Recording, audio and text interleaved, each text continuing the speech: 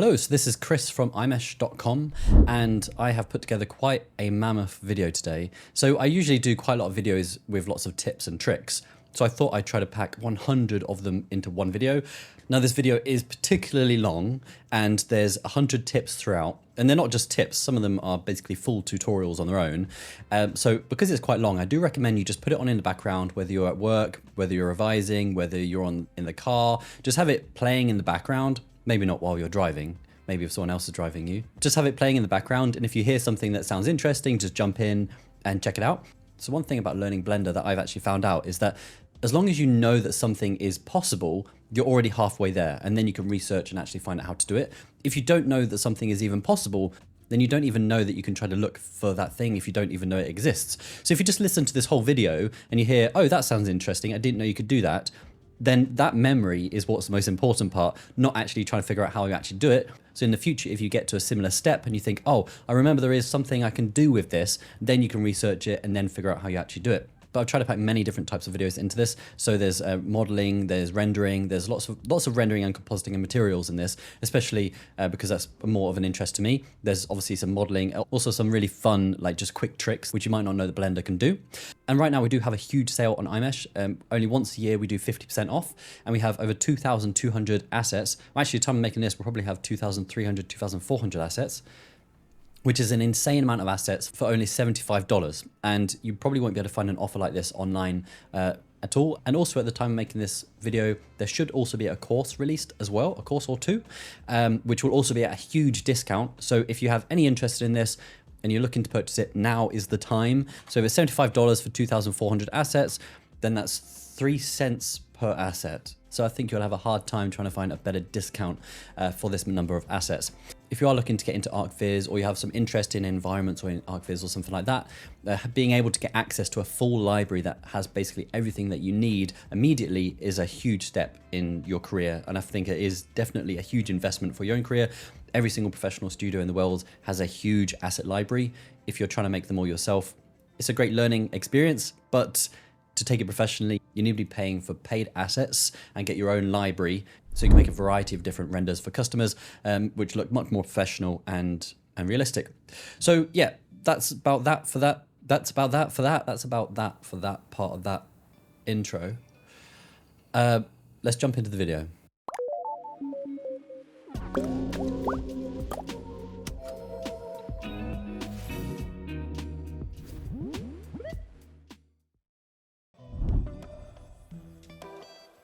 Okay, so you may not realize how easy it is to add ripples inside of Blender. So what I'm going to do is add a plane, subdivide it a bunch of times, right click, shade smooth, and then add another mesh, UV sphere.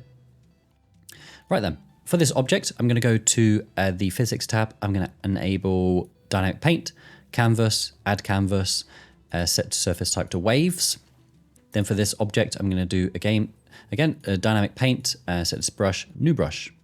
Now, if I do this, nothing happens, but if I press play, and then do this, we can see we have waves. Boom, boom, boom, boom, boom, boom, boom. We can also adjust some of the settings here. So 0.1, for example. And what we can also do is enable open borders. So if we do this, make loads of ripples and stuff like this, all the waves will go off into the distance. However, if we had it disabled, all the waves will kind of reflect off of the edges, which is actually fantastic. I think it's amazing. I can't believe this works. So you can just play with the settings and get a load of things that you want, but adding ripples to water is actually very, very easy. Okay, so you may have watched a video online and somebody's using something that looks like this, and you wonder, where do they get this grid texture from? Well, it's actually built into Blender. So if you do Shift A and type in image texture, then click new, then all you need to do is under generated type, and you get 3 choices. You can click blank, UV grid, or color grid. So you can click color grid and click new image. And if I preview that, that's what that looks like. I can also do another one, and I can do UV grid, and I can preview that one. That's what that looks like.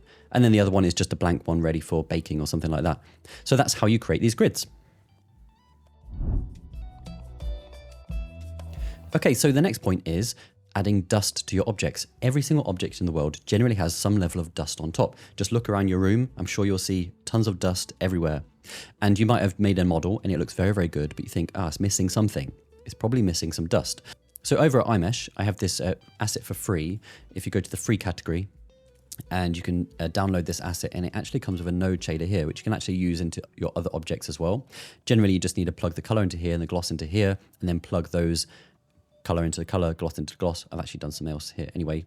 And all you need to do is just slide the shader up, and then you get some dust on the top surface. It doesn't actually go onto the bottom surfaces, it's only on the top level surface. If you want to see how the node setup looks like, if you want to do a screenshot and make it yourself, this is how it looks like. It's basically telling Blender that the top surfaces are going to have a dust texture, and then I'm telling it how to display, because if you could look at it from a lower angle, generally dust, you'll see it easier. But if you look at it from a higher angle, it's a bit harder to see the dust. So from a lower angle, this is easier to see. So if you want this node group, get it from iMesh and add it to a whole bunch of your assets and see how that looks. Okay, for the next point is going to be talking about adaptive subdivision. If you ever download a material and it has a displacement node going into the displacement output, something like this will happen. And what you generally want to do is add some more geometry. So you can add a subdivision modifier, you can increase this, and you can see that it's getting more and more accurate. This is maybe a little bit too strong. But we can see that we need to add a whole load of subdivisions before it actually gets to the point where it's looking more like brick. But in Blender, there is an option, and it is still for some reason under experimental, but change this to experimental. Then you can see the subdivision modifier now has an adaptive subdivision. What I'm going to do is just turn this off, and I do render preview. So just turn this off, and then I can click adaptive subdivision, and we can see immediately we have a lot more detail. And to actually make even more detail, if I go onto the render settings and scroll down to subdivision, we can see that in the viewport it's displacing, it's basically doing a subdivision to 8 pixels, but at the render time it's going to be a lot less. So we can actually reduce this to like 2, for example. And we can see there's a lot more detail now. The lower you go, the more VRAM you'll be using, and going too low will probably make it crash or run out of VRAM, but this is a lot more efficient than just adding a whole ton of subdivisions. Not only that, if you add another modifier on top, for example this one, and we can see the adaptive subdivision option has disappeared. That's because this option always needs to be on the bottom, and now that works. Okay, so you have an object with adaptive subdivision, and you do a render preview, and we can see that it has some really weird artifacts. And that's because this object has very, very bad geometry. There's no quads, but adaptive subdivision is basically subdividing the mesh. The closer it is to the viewer, the more subdivisions it has. The further away it goes, the less subdivisions. But the geometry needs to be nice. Otherwise, you're going to get some very strange artifacts because it's struggling to subdivide it. So by having a nice mesh like this, you can see that the adaptive subdivision has done a much better job. Now, this is actually quite a common problem that I do see where people are adding adaptive subdivision and displacement to an object which doesn't have quad, and they get all sorts of mess. This is generally more obvious for objects where there are straight lines, where the geometry needs to follow these kind of lines. For more scattered objects like pebbles, for example, it'll be a lot less obvious and you may not even notice. But if you need specifically straight lines or bricks or a pattern, then it is a very good idea to make sure that you do have nice quads. Okay, so you have an object and you really like the material, but you want the bump to be even more. You can increase the strength, but sometimes there are some lovely details in the diffuse map. So what you can do is actually add a bump node and plug that one into the height. And then we can actually lower this.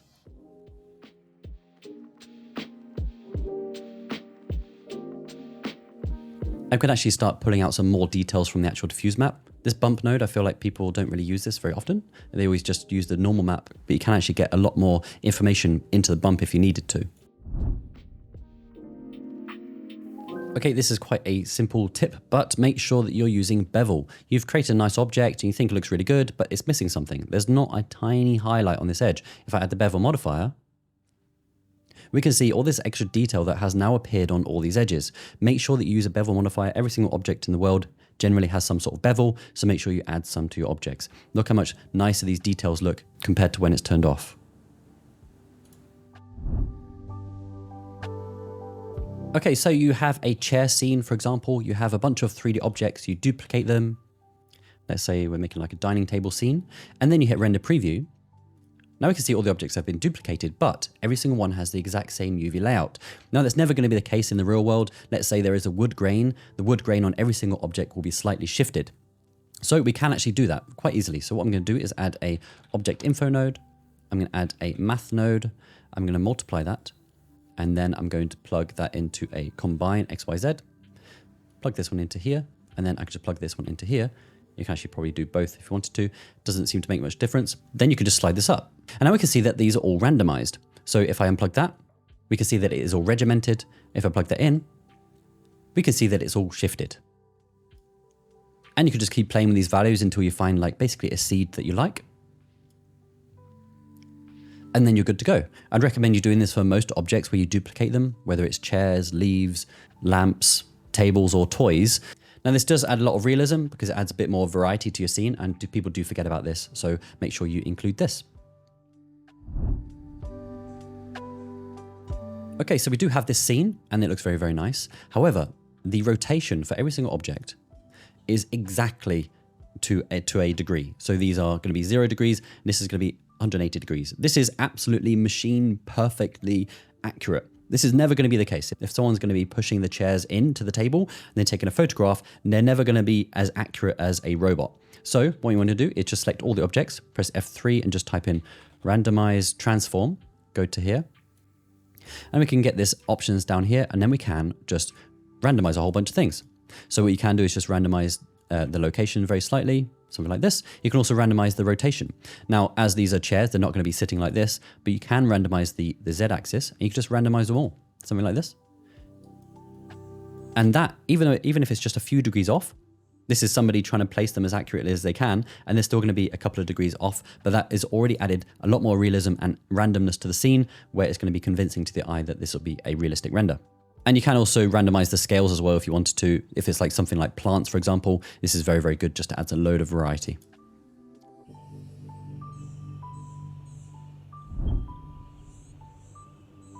Okay, so you've just created a new asset and you love how it looks, but you actually want to copy it to another scene. I don't know if people realize this, but you can actually do Control-C and you can actually copy that object, and then you can move straight to another project and do Control-V, and it will paste that object. Now, I do love how easy that is to copy between projects. Okay, so the next point is using select similar. So I can select any edge and do Shift G, and then I can select similar by length, and then I can actually change the value here. So make sure if it selects too many, you can actually reduce this, and then it'll select more and more and more. Or I can do Shift G, select similar by face angle. That will select all the faces which have the same angle. Then I can use that to actually then create a bevel if I wanted to. This also works by using vertex, edge, and face select. So you can select the face, select similar by area. You have other parameters as well. Or you've just made a mistake in your geometry and you realize that you have a whole ton of these kind of things floating around. You can click on one, do Shift G, select similar by amount of adjacent faces, and it will select all of these because they don't have any faces, and you can just delete those. This also works in the object mode as well. So I can do, let's say, for example, add a lamp. I can click one, do Shift G, and I can select similar by type, or you can do select similar by sibling or parent if they're parented. So I can click this one, select similar by type, and it will select all the objects. I use Shift G literally all the time, so please do try to add that into your workflow. Okay, so you have an object like this. It has a bent top and a flat bottom. And let's say I want to add a loop cut, so I do Control R and then I click, and it conforms to that top edge, and then it goes to the bottom edge. But I want it to be flat, and I want it to be flat about here. So you may do something like this, and then do SZ0. Now you've got a flat edge. However, there is a way built into it, of course. Blender has everything. You do Control R, and then you click. And if you look at the information along the bottom, there is something at the end that says E. If I press E, we can then see that it's now conforming to this bottom edge. And then if I press F to flip it, it's now conforming to this top edge. So if I press F to flip again to this side, and then press F again to flip to go to that side, or press E again, and that deactivates it to how it was before. Press E again, now it's even, you can flip. So now I can put it here exactly where I wanted to, then I can add the bevel and stuff like that if I wanted to. Okay, so you have just created a door and you actually want to duplicate this one over there, but then you realize it needs to be the other way around. So then you rotate it, then you realize, oh, it needs to be mirrored. So you scale this on the X-axis. You can actually go to Object, Mirror, and then mirror it on a specific axis, or you can do Control M and then press Y or X, and then you can mirror it on these specific axes. And you can actually do it in edit mode as well. You can select everything, do Control M, and then Y or X or Z, and you can mirror it immediately. Do realize you can just go to here, but since realizing I can actually do it with a shortcut key, it makes my life a million times easier, and it's so much easier just to quickly switch between all of them. Whereas earlier you'd have to go to like Mesh, Mirror, and then click one, then realize that's the wrong way, then go to Mesh, mirror and click on the next one and be like, no, sorry, that's the wrong one again, and go click there like that. So Control M is great. Okay, so you have a nice edge here, and you want to actually modify the geometry along this axis. So you go into edit mode, you select a local, and then you want to bring this up on the Z-axis. So you try that a little bit. You want it to go like this, but nothing seems to be working. And then you realize that the rotation has been applied, so local will no longer work. But you really want this to go up exactly in that axis. So what you can do, click on this cursor, orientation by geometry, then click anywhere you like, say for example here, you can see that that has now conformed to this geometry. I can click back onto this here, and then I can go into, then I click over to this button and say the transform orientation, I want it to be the 3D cursor. Then I can go into edit mode again, and then press GZ. We can see that I am now bringing this up exactly into the correct orientation. So like this, and it's going to be working like that. I can click this again and do geometry. I can also make it go to this edge if I wanted to. And then I can just select this object as well, and then I can bring that up like that as well. Using the 3D cursor to set your transform orientation is an absolute lifesaver. Now for this next one, what I'm going to do is I'm just going to go to the edit preferences, go to add-ons, and make sure you have copy attributes enabled. Then if I have two objects, for example, I can click on the first one and then click on the next one. Then I can do Control C and I can copy any of these attributes. So I can do copy rotation and it will copy the rotation. I can do copy the location and it will copy the location. And you have a whole bunch of things that you can copy and paste from, which is amazing. And just before I did just mention that you can actually copy and paste between projects. That still exists. You just click Control C and then you just click copy objects. Okay, as I have already mentioned, if you click on the first object and then click on the next one, you can do Control C with the copy attributes add-on, and it gives you all these options, but also you can do Control L. Now this will give you a whole bunch of other options. So you can copy the animation data, you can link materials, and then it will copy between the two materials. And there's a whole bunch of other assets. Now, one thing I use this for all the time is that if, for example, I do Shift D and I bring that over there, and then I realize, oh, that should have actually been Alt D, because Alt D creates a instance of an object, not a whole fresh geometry. And then I realize, oh, these need to be the same. They need to be, so if I edit one, the other one will also be edited. So what I can do is click on this one, then click on the next one and do Control L and copy object data. And now they'll be linking data. So this is very, very good for VRAM. This is kind of like two tips in one, I guess. But these are now linked and that's much more VRAM efficient. So Control L is a great option. Okay, now I have already mentioned that you should be adding bevel to all of your objects. However, there are certain situations in which adding bevel just adds a lot more unnecessary geometry to your scene, especially for huge exterior scenes where you might have something like this, where it's a huge office building, for example. Let's say it just goes all the way up here like this, and you have this huge building, and adding extra geometry to this isn't ideal, but you do still want to add some bevel. And one way in which you can achieve this is actually adding a bevel node in the actual shader. I'll plug this one into here. It would generally go a little bit funky. That's why you need to just reduce this radius. Let's try 0.01. And now we can see we actually have bevel on all of these objects. However, it's not actually adding any geometry to the scene. And yet we can see these really nice highlights on all these objects. This is generally much better for objects which are a bit further away from the scene. If you're going to have an object which is going to be quite close up to the actual camera, I would generally prefer to have physical geometry because I think it does look better. However, you can see how powerful this would be to add tons of bevel to every single object. And I can tighten it up a little bit more and we can see it's a lot more uniform. So that's amazing. The bevel node, please do check that out. If you have an actual normal map going into here, just plug the normal map into this one and then this one into here, and that's perfect. Okay, so you have found a new asset and you really like how it looks. However, you realize you actually need to change it in some way. So what you do is you go to edit mode and you realize, oh, it's a very high poly asset, but I actually want to make it curved, for example. You actually want to change it in a certain way without having to change its actual geometry. I don't know how many people know this, but what you can actually do is do Shift A, click Lattice. I don't think people realize what lattices can do, but you actually can just move this over the whole object. You can add some more cuts to it. Okay, now we have a lattice. Then I'm going to click on the original object. And then I'm going to go, let's just remove these. And then I'm going to add a deform and then click on lattice. And then I'm going to select the lattice. And then what I can do is in edit mode with this object, I can actually adjust this however I like. And you can see how fast this is to adjust. So you can do something like this. You can actually add some more lattice geometry if you wanted to.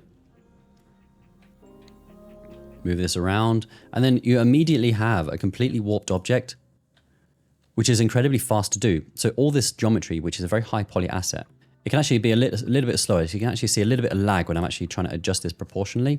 And once you've done it, that is now set in stone. However, with the lattice, if I was to disable that modifier, the object goes back to where it was. Well, I've actually just edited it, but you get what I mean. But lattices are an amazing tool, and I recommend you do check this out if you want to do some simple deforming of another object. So then you want to have some cables and wires. This is actually very, very quick and easy. What I'm going to do is do Shift A, curve, Bezier curve. I'm just going to give it some sort of radius, something like this. Then I'm going to go to edit mode, press A, X, delete everything.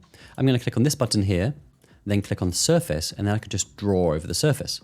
Then what I do, because it's enabled here, if I just draw over this one, you can see it's actually drawn over that cable. If I go to top view, I can actually do something like this.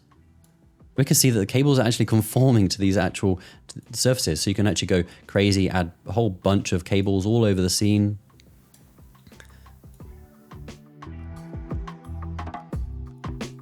Now this looks a little bit funky. Let's actually just reduce the width a little bit, something like that. And you can actually just adjust these if you wanted to. So if I go to this button here, so if they're not quite right, you can just adjust this however you like. But this is a very quick way to make some sort of spaghetti junction or a noodle soup.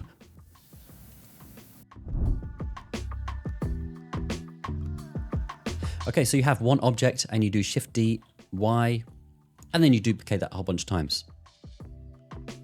And we can see the faces are quickly climbing. Let's grab all these and do Shift D again.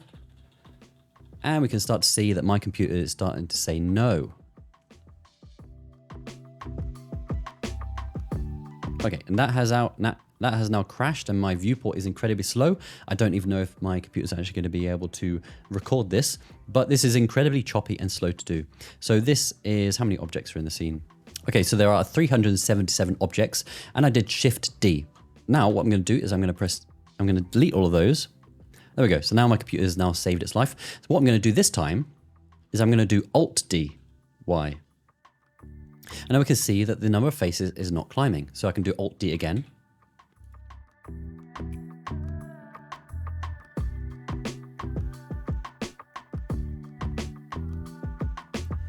Okay, and this actually feels a lot more smoother. I can actually do more. So let's do Alt D and then move that on the X-axis. And how many objects do we have now? So we have 500. Let's do another one. So we can now do Alt D, Y. And I could just keep going with this. It is eventually... Now you can see how much faster this is. So now we now have 1,000 items, which is 3 times more than we had before. And now, only now the viewport is starting to slow down. Not only that, we can see the number of faces Blender is saying is still only 200,000. That's because Blender, all it needs to know is the transform information. So for example, this object is placed at this location.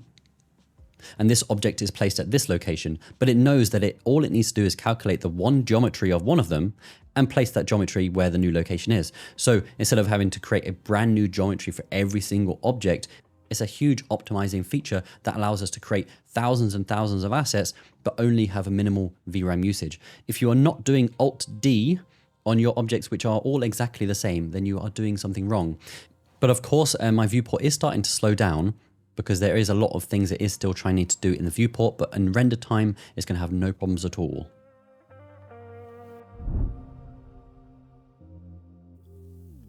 Right then, now let's say that you have an object and you want to know exactly how long an edge length is. So for example, like this, you want to know how long that edge length is. All you need to do is go to this button here and type in edge length, and that will tell you exactly the edge length. So this is 1.57. It might be a little bit hard to see on the video, but it tells you exactly these lengths. So if I'm moving that, you can see all the lengths appearing. Oh, this one's a bit easier to see, something like that. You can also select all of it, and you can view other things such as face area, face angle like this. So you can move this up, and you can see exactly the angle of all these objects. This is very useful if you want to do some more precise sort of modeling, and you need to know that this needs to be exactly a certain length. Okay, so the next thing I want to talk about is snapping to base. And that allows me to choose a specific vertex and snap exactly to another vertex. This is actually a bread model from iMesh. I think it's probably one of the better bread models you can get online. But anyway, so let's say, for example, I want to move this bread exactly to this point here. or like, let's say this point to this point here. That's very hard to do. If I just enable snapping with Control Tab, we can see these snapping options here and a whole bunch of other things. But let's say I want exactly this vertex to here. If I do Shift D, it's going to be very, very hard, almost impossible. So what you can do is, let's actually do Shift D. Then what I can do is do G and then press B, and then I can choose a vertex. So I want to click this one, and I can drag it somewhere else. So I'm going to drag it to exactly this vertex. Ooh. And then move it there, and then click. And there we go. So I've moved that exactly where I want it to be. So the same thing I can actually do is I move maybe this one to here. So G, B, select this vertex and drag that over to something like here. Right, so that's snapping to base. This is very, very good for very accurate modeling where you need exactly, for example, window frames to align exactly with other types of objects or floor plans or something like that. Snapping to base is probably one of my most favorite features for Blender 4.2. Now, we have already talked about snapping and snapping to base, but what you can also do if snapping is turned off, if I was to duplicate this object, for example, and then let's say I want to make it snap to here, but I don't want to enable this, what I can do is just do GX and then hold down Control, and then it will automatically enable snapping for me. Now, this isn't snap to base, it's not as accurate as snap to base, but just by holding Control, I can immediately enable that temporarily without having to do Control Tab, then move this over, and then disable it again. Just by holding Control, I can do the same thing.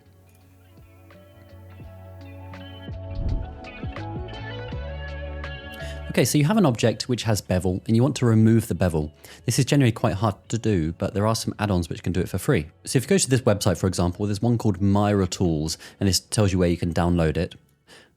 Then once it's installed, if you go into edit mode, what you need to do is you select all of these edges going around there. So I'm going to do Control Alt and then click. You can see I've selected all these going around. Hold down Shift and then click on all of these. Then what I can do is click on this Unbevel option. Then I can just slide this down. You can see that the bevel has now been removed. Now this is incredibly useful. I always thought that this was probably impossible to do, but apparently there are a bunch of add-ons which can actually do it. So bevel has now been removed and it's also merged the vertices as well for you.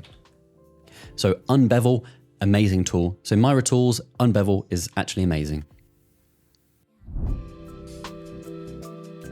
Okay, so starting with the most absolute basic tip, and that is using HDRIs. We can see how boring this lighting is. It's not really interesting in basically any way. However, if I plug in a HDRI, we can see how much more life this has, how much more interest, and it actually adds a lot of photorealism to this whole thing. This actually looks like it could be an actual image. So using HDRIs is probably the #1 top tip for lighting. Of course, there are other lighting techniques such as learning how to set up actual area lights to create studio type lighting setups, but once you know how to use HDRIs, you're over halfway there anyway. Obviously, there is a lot to learn in terms of actually setting up area lights to set up some sort of studio lighting. However, that does take a lot more practice to get really good lighting. However, HDRIs is like immediate response and immediately photorealistic renders. Okay, so for this next tip is to be talking about using multiple different types of lighting setup and not being too scared to get quite creative. So in this lighting setup, I've actually got a sky texture which is adding sunlight into the scene.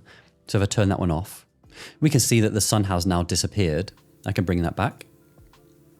But what I also do have is also a sun lamp as well. So if I turn that one off, we can see that the scene is generally a lot darker. And I didn't like that. I really wanted the scene to be a little bit brighter. I really liked how this HDRI is lighting most of the scene. But then I thought I might add an additional sun lamp. Now this sun lamp is also quite big with the angle being 30 degrees. So it's going to be quite a big diffuse light, adding light into the scene. So if I enable that, all it does is add complementary lighting to this setup. So it actually looks very natural because it's 30 degrees. So we can't actually see completely the angle that the sun is coming from, but it adds a lot of nice diffuse lighting into the scene. And not only that, I've also added an area light, which sits just here. And that's adding a bit more complementary lights to this setup here. And then my last lighting are these point lights here, which are adding some nice light into these areas. Now they're not going too crazy, they're not lighting too much because it's still daytime, but you can start to see a little bit of a glow here. So the main tip here is to get creative with your lighting and to not be too scared to add additional lighting if you want. Don't be too scared to add multiple suns and also add maybe additional area lights to add highlights to specific areas.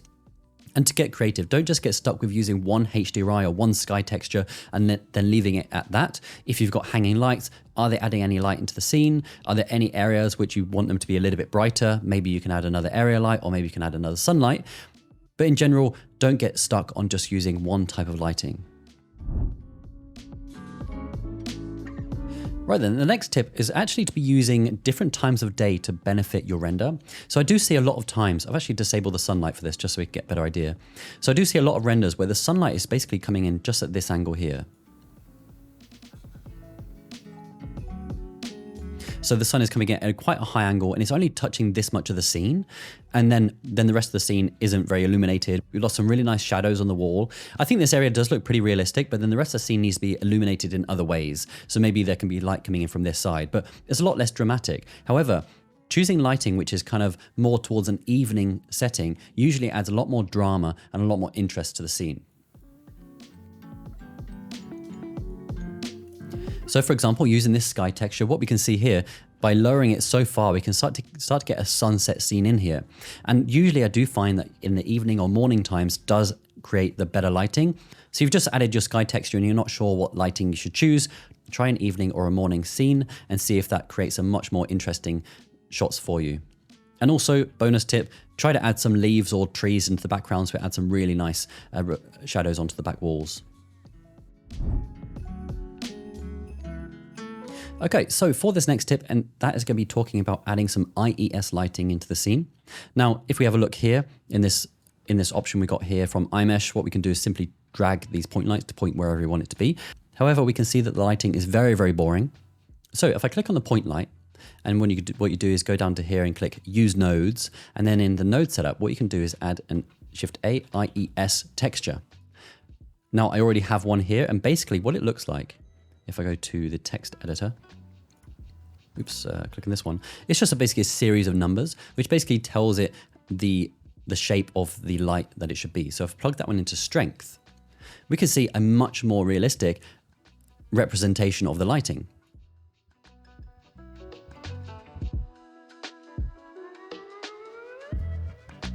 Now, this to me is how a spotlight should look. And if you go to this website, there is literally thousands or hundreds of thousands, I believe, of IES lights that you can simply download and try them out. Tons and tons and tons of profiles, and that just adds a lot more interest to your scene. If you're just using a basic spotlight without any sort of texture, then I think you're missing out on quite a lot of realism. So look at this. This looks far more interesting and real. Like, these are kind of the small details which can make this light more convincing to the eye.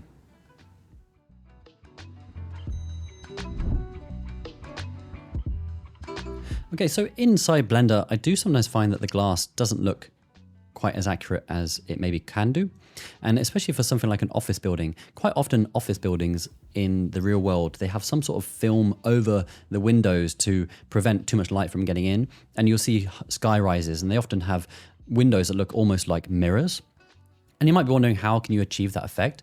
But you can simply just change the IOR value. So if I try 1.9, for example, this glass becomes a lot more reflective. It's going to start becoming a bit metallic as it goes through, but we can still see through and see that it is actually glass. But just by adjusting that, this looks like a far more reflective glass.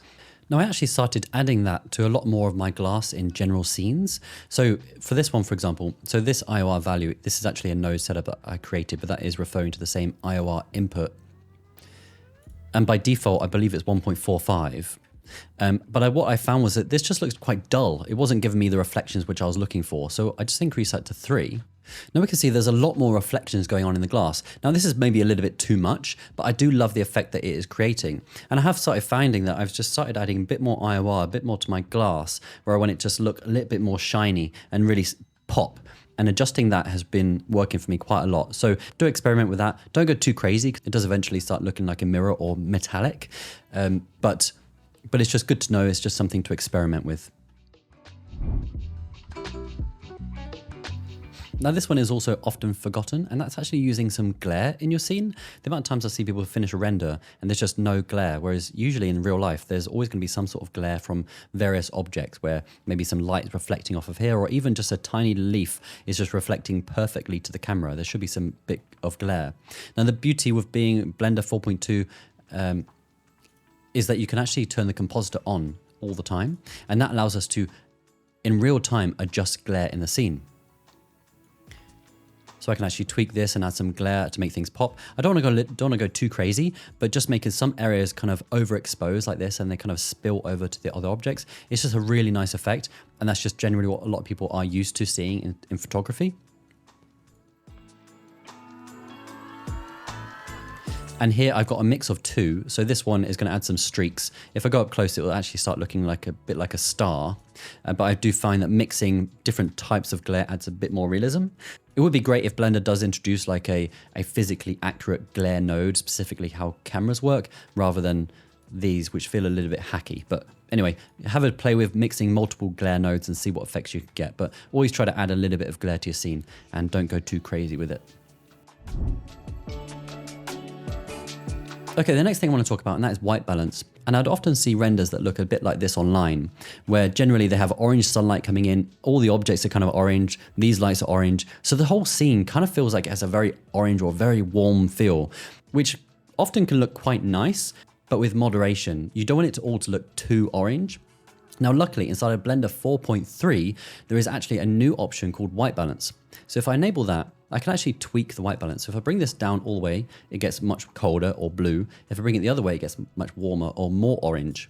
Now, if I bring this down, it goes green. This is tint. And I bring this up, it becomes more magenta.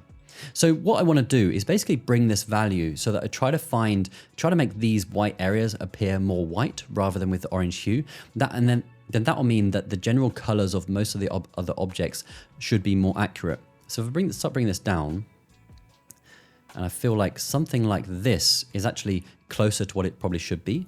Maybe a little bit warmer might be nice, but something like that. So I feel like this feels much more accurate. This is a lot more white. This is a lot more white, and it doesn't have that original hue. So if I turn that off and on, we can see that all the colors are coming back in line.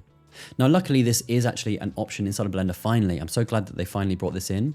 So if you've got a render and you have a lot of warm lighting, warm sunshine coming in, do tweak this value and try to find a white object. You can also click this eyedropper and just click an object which you know is white and see what values it gives for you.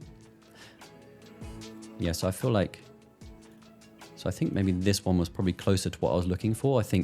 I do know that these bed sheets are actually white, and that has also tweaked the tint as well for me. So it actually thought that it was too magenta, so it's actually brought some of that down as well. So I feel like this image feels a lot more realistic now than this. This feels like it has a big wash over the whole thing, whereas this now feels a lot more in line. I hope that I start seeing more renders which are more white balance corrected. Okay, for this next tip, sorry, I'm going to keep talking about this scene because I've got it open, so it's quite easy to work with. But the amount of times I see a render, for example, and they want to increase the brightness of the interior, but for some reason, the outside, it always seems to be visible. Whereas this is quite a dark scene, so we need to increase the brightness quite a lot. Right, so I've increased this to 10, and still the room can probably do with being a little bit brighter, but we can start to see that the exterior is becoming overexposed. So the exterior is going to become far more overexposed. If I actually go down to the color management and actually increase the exposure here. So to the point where my interior scene actually becomes nicely illuminated, maybe something like this, we can see the exterior is becoming overexposed. And that's what my tip is to say, that your exterior generally should always be quite overexposed. If you take any photograph, do it with your phone right now, and just go into a room and expose it for a specific object like a bed. This is especially true when there's quite small windows and the exterior will become completely blown out. Now, phones do nowadays have HDRI built into them, so it will often do quite well at exposing for both the exterior and interior. But in most cases, people are used to seeing interiors and the exterior being completely overexposed. That's why with my original setup, it's actually completely white. Okay, so for this next tip is going to be talking about this max bounces. And I don't think people often realize what the differences are and what total means. And total basically means it's like a clipped value of all of these. So no matter what value this is, if this is set to 0, there's going to be no bounces. If I set it to 1, then 1 bounce will be allowed through. If I set it to 2, then 2 is allowed through. And for example, like that. And if I set that to 32, now this one is saying that the maximum amount allowed is 32. However, if I reduce all of these to 1, then the maximum bounces is only going to be 1 for all of them. Set it to 0, so there can be no bounces allowed in the scene. I don't really know why this exists. I don't know why people can't just choose their values. I don't know why this has to exist, but never mind, that exists. And now what I've done is a quick comparison between having only 5 light bounces for this one and adding 32 light bounces for this one. And we can see the render time here is 27 seconds for one with 32 bounces and 26 seconds for only having 5. Now the difference is we can tell here, so if I set it to the more accurate one, we can see a lot more light going through all of these objects. Where if I turn this off, all these areas become much more realistic. And also it's a bit hard to tell here, but these areas do get slightly lighter from the diffuse, but the difference is quite minimal. But there is definitely some extra light bounces going on into here. Now so that's why generally I do try to set it to quite high values. I just set it 32 by default, and generally that will illuminate my scene enough, and I'm making sure that I get enough bounces into all these areas. I could probably lower it, but every time I've done tests, the time difference is quite minimal. So do just make sure, do try 32 base. If it's taking too long to render, then do try to lower it, see if that does make a difference, but just set it to a brute force option of like 32 and see how that looks.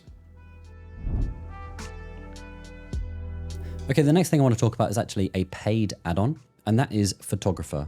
And I found that was probably one of the most in-depth photography plugins that I could find. Not only that, it also lists all the area lights. You can assign certain cameras to certain lights. You can set different kind of aspect ratios per camera, and you can also do render queues and all sorts of things. But especially as an architectural visualizer, you are basically a photographer, because you're going to go into a scene and you're going to take a photograph. And this is also the same case in a lot of 3D settings. You're doing VFX or something, you need to know a lot about cameras. So the good thing about this is that, for example, if I go to exposure and set manual, if I was to adjust the aperture, for example, in this scene, let's say it's f2.8, if I was to increase the aperture, the hole in the camera, basically where the light goes through the lens, gets smaller, so less light gets into the scene. I can then adjust the ISO if I wanted to, or I can also adjust the shutter speed. And then this shutter speed would also be related to the motion blur. So if you have moving scenes, you have an animation, you can set an appropriate shutter speed for your motion blur and your frame rate. And everything all works together. That's what I found to be so incredibly useful. You can also set camera post effects, so you can also add like things like vignette, for example.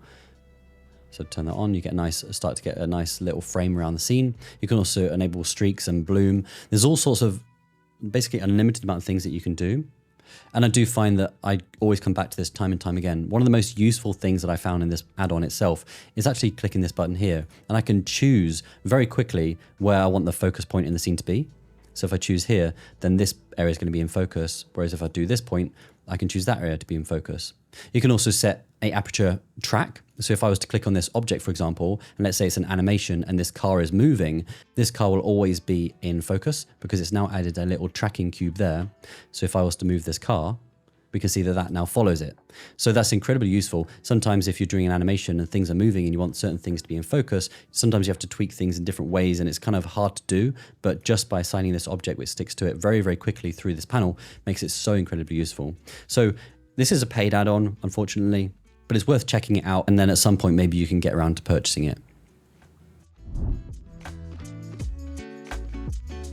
Okay, and the next thing I want to talk about is actually making sure that your project uses the real world location. So let's assume that this way is north, pointing this way is going to be going north. And if you go to edit and then preferences, then under get extensions, if you type in sun position, you get a new add-on here and you make sure you click install. And then if you go to the world tab here, you get a new setting here called sun position. And in this case, I actually have go to the shade editor, a world tab. I actually have a Nishita sky texture, and I've just gone to normal and I've assigned the sky texture as being the location. And all I need to do is actually type in the coordinates And if you just type in any location into Google, for example, London, then type coordinates, you get given new coordinates. So if I just paste that into there, I now have the coordinates for London, and I can actually choose then the time of day. So if I scroll down here, we can see we have day, month, and year, and that will affect how the position is in the sun. So if I do a render preview. Okay, so this is an example of what the sunlight will look like on the 1st of December, 2024 at 1 p.m. So now if I was to change that to something like 17, that would be like 5 p.m. We can see it's already nighttime. So if I scroll back, we can see when the sun comes up or goes down, sorry. So there we go. So on the 1st of December at 3 p.m, we can already see that the sun is already almost setting. And I can also change that to be in the morning. So let's say 9 in the morning. We can see the sun is nice and bright. Let's turn this down. Okay, so now we see at 8 a.m, the sun looks like it's starting to rise. And there we go. So now we have a more realistic sunlight. So this is incredibly powerful. And especially when you're working for a real life client, you need to make sure that your coordinates are going to be accurate and the sunlight is going to be actually accurate to the project. Let me just disable this so it's a little bit faster. So we can also see that north is facing this way, but we also need to take into consideration that sometimes when you work with floor plans, sometimes the floor plans are slightly rotated. So you need to make sure you get that rotation, and then all you need to do is then add that rotation into the north offset to tell it which way the north should actually be going. So then it's more accurate here. But the sun position add-on is incredibly powerful. I do recommend you do check that out, especially when you're working for real life projects. And if you've never tried this before, I'd recommend you check out this filter glossy section under the caustics in the render settings. And by default, it's set to 1. However, that kind of blurs all of the nice caustics that are actually natively inside of Blender. It's kind of like a hidden feature, I feel like. And the reason why it's mostly hidden is set to 1 is because it kind of blurs all the glossy caustics so that there's a lot less noise. Because if you lower this number, you do start to get fireflies. But when you do lower it, you do actually start to get some real life caustics into the scene. But what you can do is actually slightly increase this and just start increasing it until you get to a point where there are no fireflies, but you can still also see the caustics onto the actual object below. Now, if you do get fireflies and you want to, you can add some indirect clamping, and that will then remove a lot of the fireflies. But I don't really like to use clamping because I do feel like it removes a lot of realism in other areas of the scene. So I do try to keep indirect clamping at 0 and then try to adjust the materials to remove fireflies manually. So I've touched on what the filter glossy does, and that works natively inside of Blender, although it's quite slow. However, there is an updated version of caustics through glass, for example. So if I click on this object here, which is just some glass, it's a simple glass plane, but it is displaced to give some nice waves. And then if I go to this option here, and then go to shading and then caustics and make sure that it's set to cast shadow caustics. Then click on your object you want to receive caustics and say receive shadow caustics. And then for the world, if you go to settings, surface, and click shadow caustics, now if I was to do render preview, we can see some really beautiful caustics shining through onto the bottom of the pool. So that is what you'd expect to see from a pool. If I was to turn that off, we can see how much more boring that is. It's kind of nothing. You know, you expect there to be something in the pool. However, this makes a much more physically accurate representation of how light is passing through water. This looks far, far more accurate. So this has only got 12 samples. Let me increase this, see if we can get more detail. Okay, so this is a top view. We can actually see the caustics shining onto the pool. This is just how you'd expect a pool to look. This looks far more photorealistic than when it was turned off. So if you have some beautiful glass and you have some objects you want caustics onto it, click on the glass plane, set that to cast, set this to receive, and set your other object, for example, the world, to shadow caustics. If you have another object like a lamp, for example, like an area lamp, you can actually click on the lamp settings and you can actually enable shadow caustics that way as well, because you might have an indoor scene, you might not have a world, so you can actually enable that for individual lamps as well. Okay, so quite often there are objects like this in Blender. They are mostly plastic, and generally most plastic objects and a lot of other objects like wax or food or other natural objects will have some sort of subsurface scattering. And plastic especially, usually there is some sort of light that does pass through, at least on the surface level. So I do recommend that if you're making a material and it has some sort of plastic or some sort of natural material, also like leather to some level, does have some sort of subsurface scattering. And all you want to do is just go to subsurface and just enable it. Set this to 1. I believe that if an object has subsurface scattering, it's usually set to 1 to say, yes, this whole object does have subsurface. If it's lowered like this, I believe that's not physically accurate. And this is more for varying the subsurface scattering over a whole surface. So I would set it to 1, and then you can adjust the scale here to say at what distance does the light go through an object. So I've set it just thin enough that it can only just about make it through to the end. But if I make it bigger, we can see more light goes all the way through, because the light can easily pass through here and here if it's too big. So if I was to disable this now, we can compare the two. So this one has it disabled and this one has it enabled. This one feels like there's a lot more going on. I might even reduce this a little bit further to 0.05. And now we can see that it's just softened these edges a bit, because the light is probably only able to get into about this far into the object anyway. So probably 0.05 is probably more accurate. And we can see, yeah, around these edges, this looks like a lot more interesting than if I was just to turn this off. This just looks like a bog standard object, whereas this one has a lot more dimension going on to it and a bit more realism. However, as you can see, this does also come with extra noise, so it will be slower.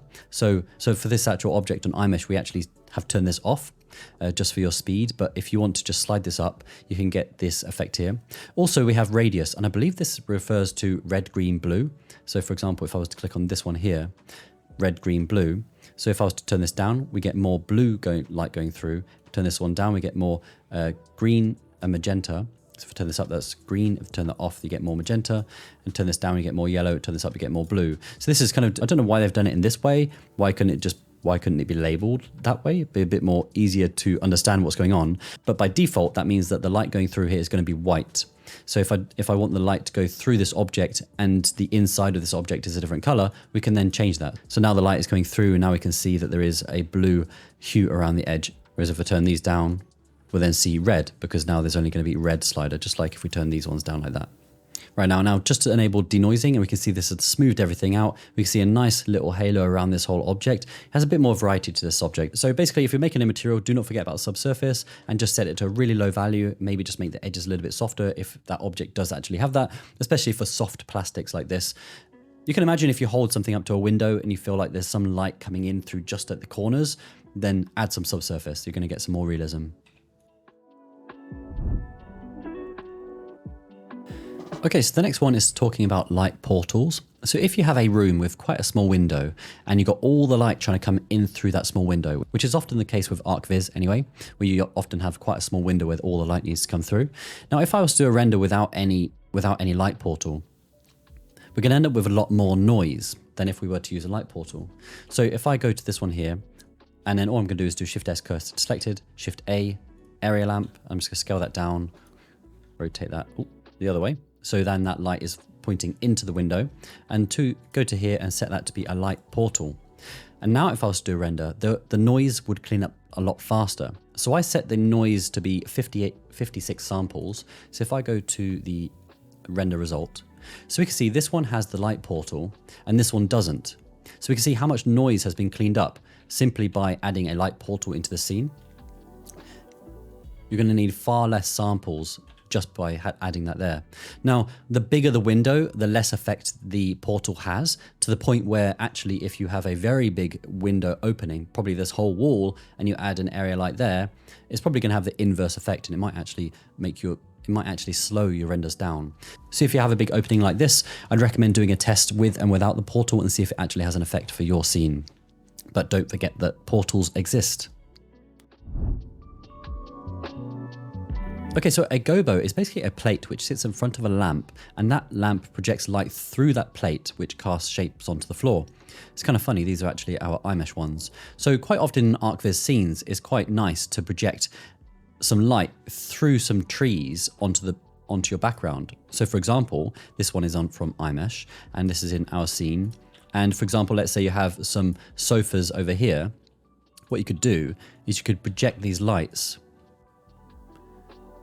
these shadows onto this wall. So then the background will have this really nice dappled light effect on the background. This is like a very quick hack way to make realistic renders. I feel like it adds so much detail to your scene. Nowadays, most scenes I seem to add seem to come with some sort of gobo projected into it, because I always think it just adds so much more life to the scene. Not only that, the ones from iMesh and other ones online also are often animated. So if I was to do an animation, they're moving in the background, which is very nice. And not only that, you might have, for example, a sun lamp. So let's just add a sun lamp like this. And sometimes the gobos also come as a plane. And now this plane is simply a plane which has a transparent map on it. Oops. So if I was to shine the sunlight through that, that's going to have the same effect, because quite often you might have already your light set up and then you don't want to project more light into the scene just to get these shadows. You want to use the light that's already in the scene. So you probably angle this how you want it to be. So that's like your sunlight, and then you'd position this in the window or something like this and try to find the best angle for it to be. Not only that, it's quite often you can actually get a gobo which also projects caustics into the scene. So let's say, for example, you have a pool and then that pool is reflecting light to the ceiling. So it will often be like this. So it would often be like this, for example. Let's do 90 degrees. And then the light's going down like that. And then it would be shining probably towards the ceiling, something like that. I think that's something you'd see. You can also blend this up like this, but then also if you press play, these are also animated as well. So if you want to add some really nice caustics into your scene, which are very, very fast, you don't have to calculate actual caustics, you can fake it like this. So yeah, gobo is an incredibly cool and powerful tool to add some really interesting lighting to your scene. Okay, so we have a scene here and it's very, very dark, but we have a sunlight and there's a glass window here. If I move the glass window away, we can see the sunlight, but if I bring the glass back, we can't. And that's because the glass inside a blender usually needs quite a lot of tweaking.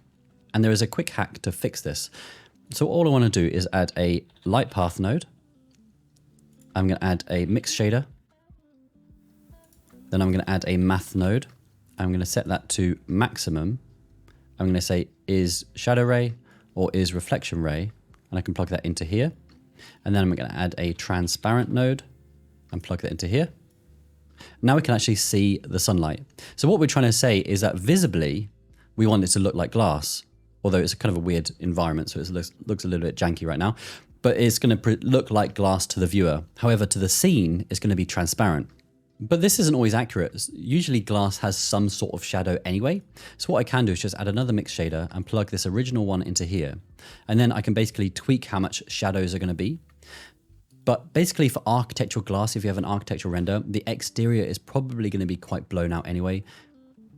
Let's just add some sunlight here. The glass is going to be quite blown out. You're probably going to have some glare there anyway. You're not going to be able to see the glass very much anyway. So I don't usually find there to be much of a problem with actually just keeping it as this without mixing in any shadows. But that is an option you can do. At iMesh, we do actually have a pre-made node group. I'll put a link in the description. And it basically has these sliders already set for you. So I can adjust how much shadow is going to be affected. So for most objects, I add this glass. And then if it's something like a glass on a table, I'll probably give it a little bit of shadow. And it also comes with absorption. So this is going to be my next tip, and that's talking about this absorption. So okay, so what we can see here is some glass. And usually when there is a glass plane, it's going to have a green edge. So in this node group here, we also have some absorption. So if I plug the volume into volume, and we can actually increase this absorption, we can see that this whole edge becomes green. And the closer I get to the edge, the more green it gets. And then we're basically looking through the whole length of this glass being quite green. And that's what you'd imagine you'd see. It also adds a slight tint to this whole glass as well. So if I turn that off, it's going to be more clear. Bring that back, and it's going to get more and more dark. But that's basically how glass works. Usually glass has some sort of tint, and the deeper you look into the glass, basically the thicker the glass gets, the more of that tint you'll see. So that's why we created this node setup. To create that yourself, all it really is a principal volume going into the volume, and then from there we've got an anisotropy set to 1, and then we can choose the density here. So just choose like 50 or 100 or 20. You can basically slide that. And then the color is basically whatever we choose. So you can choose red. Usually it's some sort of green cyan color, but we put this all into a whole node group for you guys anyway. We can also adjust the glass roughness or the surface roughness. So the glass roughness is basically going to make the glass harder to see through. Okay, I actually just realized that glass roughness no longer does anything because now there has been transmission roughness has been removed from the principal shader. So I need to update this, but basically this will just make the glass rough so it becomes frosted, but the surface is still glossy, which was a really nice effect. But I'll need to have a look into that actually to see how that works. That's really strange. But anyway, adding green elements to the edge of your glass is usually done by adding some sort of volume scatter into the volume. Check out the link in the description to get hold of this node. Okay, so if you have a lamp in a scene, for this tip, what I'm going to say is always use the black body node. I see a lot of people go to here and they try to choose the color of the lamp. So they'll probably think it's some sort of orange color. However, every single light in the whole world, if you're going to buy a bulb, it will give you a Kelvin value. So what you want to do is make sure you click use nodes. Then here, what you're going to do is do Shift A and type in black body and plug that into the color. Now we're going to get accurate colors. So if I type 3800, for example, that's what the light's going to be, or we can choose 2500. If you go into a shop and they sell light bulbs, or you have some at home, it's worth actually checking what temperature your light bulb's actually set to, and then you can try setting those values. So this is a lot more accurate way of choosing the colors. You're not going to end up with something which is slightly more red or slightly more yellow than it needs to be. This is going to be actually physically accurate. And you choose this one if you're inside a hospital because it's very white.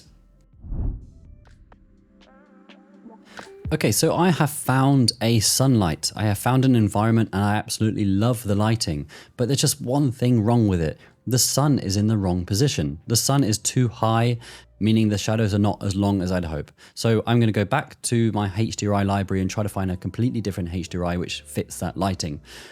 I don't think people realize this, but what you can actually do, you can fix it in Photoshop. Okay, so inside of Photoshop, I think you can do this in Infinity Photo. I think that'd be a lot cheaper.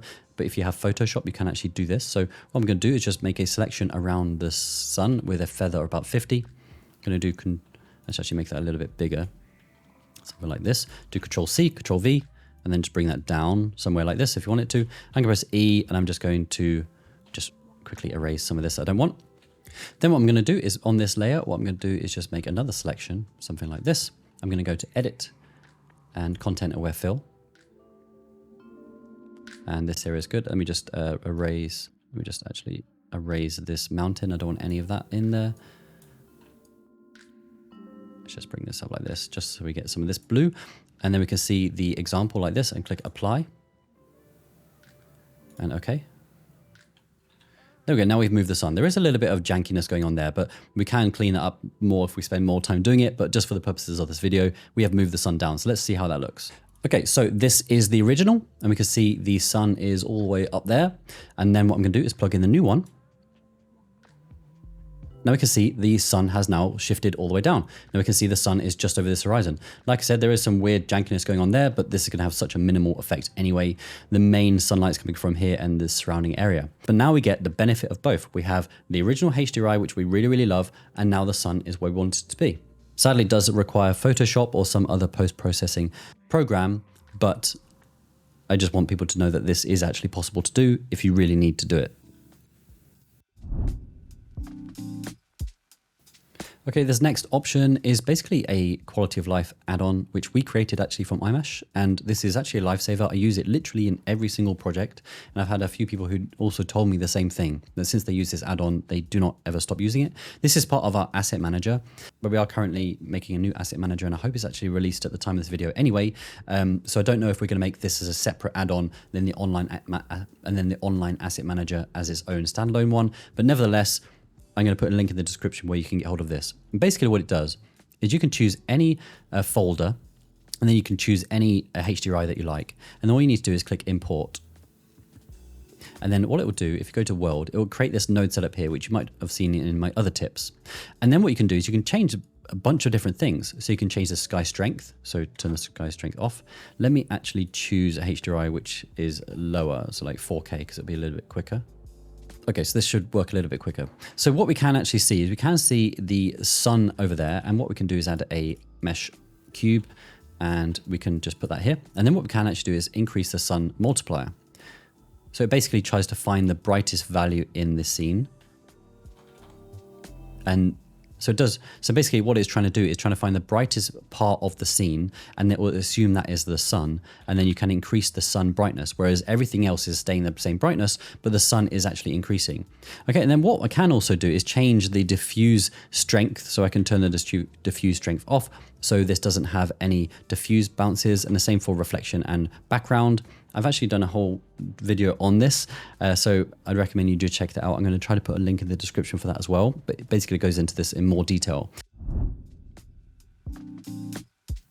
Okay, this is another quick tip. If you are having objects which have white value, do not ever use full white. So here we can see inside this box, so these all have the same material. We can see that this looks realistic. This interior area is darker than the outside. However, if I put that to pure white, we can see that it is almost like it's emitting its own light. It feels like there's a light source in here. So this bit looks brighter than the rest. It feels like this whole area is being illuminated simply because the white value is pure white. Never in real life do you ever get an object which has pure white. In that case, it will basically be emitting its own light. So if I bring this slightly down, ever so slightly, we can see that immediately it becomes a lot more realistic. This is what you'd expect it to be. And the same is true for pure black. You will never get any objects which are completely pure black. Generally, there'll be some sort of some value here. So just bring this up ever so slightly. That'll be a bit more realistic. Now, usually when objects are so black anyway, they're going to be in shadow. But there have been times where I'm working on a certain object and just everything just looks pure black and everything, and I just couldn't seem to get any light to have the correct effect. And when I looked into it, I found that the reason why is because that asset had a pure black color. So if you're making material, just remember that, just stay between like these two values here. Okay, so you've made a beautiful scene and you have a beautiful building like this, and you think that you're finished, but I'd recommend you check out something like decals. And a decal is basically something like this. It's just going to be a plane, and I've actually shrunk wrapped this plane onto this cube so that it's always going to be right there. Otherwise, if I turn that off, I can move this away, and that's not realistic because generally this is meant to be added on top of this object. So I'm just going to enable that. And then I can place this anywhere I want it to, and it will be basically stuck to this scene. And this will be adding a lot more realism to my already created material, because generally on the top of buildings, you have some sort of leakage from the ceiling where the rain has dripped off. Now, what I do also like to do quite often is mix that with a mix shader, and then I can just change the transparency a little bit so it's not too obvious. So it's a little bit like sometimes very, very subtle like this.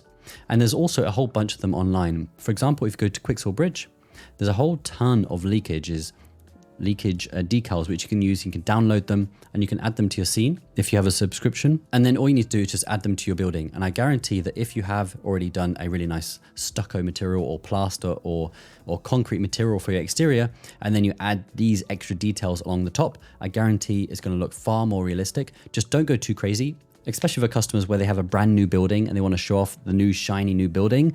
They will probably tell you to make it cleaner, which is a bit of a shame. That's why I usually just add it just a little bit, just so it kind of adds some extra kind of information there, but it's not too much that the clients will tell me to turn it off. Okay, so first point is to be using pre-made assets. Now this does cover most fields in 3D, unless you're specifically into 3D modeling. But if you're doing things for movies, architectural visualization, or game creation, a lot of the time you're going to be using pre-made assets or assets made by somebody else. Especially in architectural visualization. If you're not using pre-made assets and you're creating all of them yourself, you might spend a few hours just creating one asset, and there can be thousands of assets in each scene.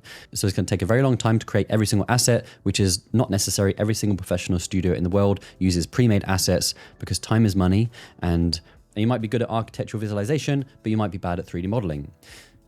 And you do not ask a photographer to construct all the furniture themselves. They also go and buy or rent furniture.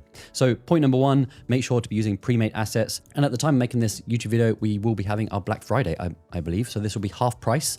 So if you want to get your hands on 2,200 assets plus a whole ton of scenes, tons of assets, and now is the time to do that. Okay, so you've created a nice scene and you think this looks really nice, and what more can you possibly add? And people always forget about these tiny details. Something like these electrical sockets or light switches or something like that. Something like this might be right next to the bed, or this might be next to the bed to turn off and on the lights. These always seem to be forgotten, so do make sure you add these to the scene. As we can see here, this has added just some small details to the scene, which makes it a little bit more convincing that it'll actually be a real life project, because there are actually some light switches people will use. Now this whole scene is actually available on iMesh. The curtain blows in the wind, the camera actually moves, and if you want to check this whole project out, then do check out iMesh.com. Now is a perfect time because of our huge sale, which we only do once a year, so do check that out. Okay, so in Blender, there is now an option which lets you do light linking. So let's say I really love this object, but I want to be able to see more of it, but I don't want it to affect the lighting in the rest of the scene. So what I can do is I can add a plane, for example, add Shift A and add a light and area light. Let's scale this down, something like this. Let's say I love this highlight on this object, but I don't want it on this object. So this object here is in its own collection. So with this light selected, I'm going to click on Object Properties, and then going to go down, I'm then going to go to Shading, and then there's Light Linking. I'm going to click here and click on Camera. Now we can see that this object now has very beautiful highlights, but it hasn't illuminated the rest of the scene. I can also do the inverse. So if I untick that, now everything else gets a highlight, but this one doesn't. This obviously won't be photorealistic, but even this effect still can be believable and realistic. It's very, very good for highlighting certain objects which need to have a bit more prominence in the scene. There's a million and one ways in which this can be used. I've also used it in some instances to try to reduce noise in the scene so that certain objects are less affected by the light than others, for example. So light linking is incredibly useful. If you don't know that it exists, I recommend you do check that out. This is another small detail which I do see people forgetting all the time, and that is skirting. So this is a skirting board. It usually goes around the whole scene. It cuts off here because we don't see it from the camera anyway. But this usually goes around the whole scene, and the amount of times I see a render where the wood floor just goes straight up to the wall, then the wall starts. But in nearly every single house I've ever been in, there has always been some sort of skirting, and for some reason that always seems to get missed. And if you want to create it, it's quite easy. So if I select this wall, for example, let me go out here, I can then select all the edges I want. So let's say these ones I want to be the skirting. I do Shift D, Enter P. And now what I have is this object. I can then do convert to a curve. Now let's go into local view just for this part. Now what I want to do, if I do Shift A and then add a curve, for example, and just add a circle, I click on this object, it is now a curve. So I go to here, go to geometry, and then for bevel object, I'm going to choose this circle. Now we can see that this takes the shape of this circle. So the same is true for if we were to do, for example, let's make a very quick skirting shape. Let's do add single vert. Oh, quick tip, double tip then. If you don't have that extra object, just go to here and just type in extra objects, extra mesh objects, extra curve objects, just install both of those. And then you get the option to do Shift A, add single vert. Anyway, let's go back into here. Let's just make a very quick skirting shape. I'm going to set the origin point to be here. Set origin to be 3D cursor. Then I'm going to select this object instead. We may need to do some rotate. Oh, and then right click on this and right click and convert to curve as well. And then I can select this. So there we go. So this is inverted. So let's select everything SX-1. Then that is good. And then we can adjust this location. So if we go out of here, we can then we can move it around so that the whole profile fits. This is very, very large though. So let's just do Shift S cursor selected and then select everything, scale by 3D cursor, and then scale this down. Now we can see we've created a new skirting. So let's just select this one and hide that. So now we have our own skirting board. So it's very, very easy to do a skirting board. You also don't even need to go into that much detail. In some cases, this skirting profile is simply just a square. So just bevel the corners of the square, and then you'll have a perfectly quick skirting board. So don't forget those. Okay, if you haven't seen my exterior masterclass to create this render, which you've probably seen in one of my other tips, you might have seen that I have got these clouds. And if I go to the shader editor and go to the world tab and then I change the elevation, you can see that the clouds are changing because the clouds are actually physical. They're not part of a HDRI.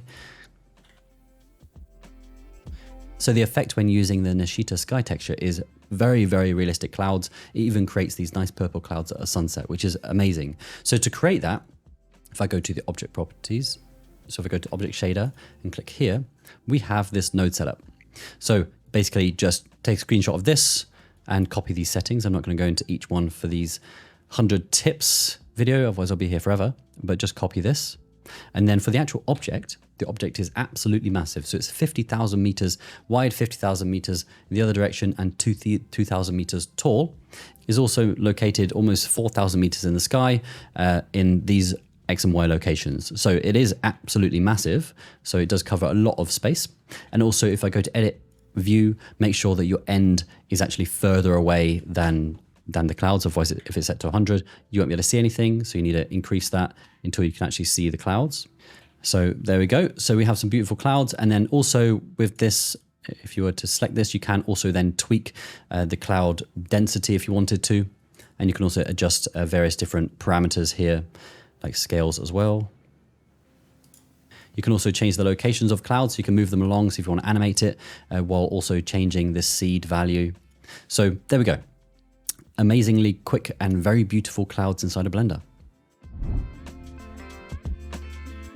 All right, the next thing I want to talk about inside of Blender is the composition guides. So for each camera, if you click on the camera and go down to viewport display, you can choose composition guides.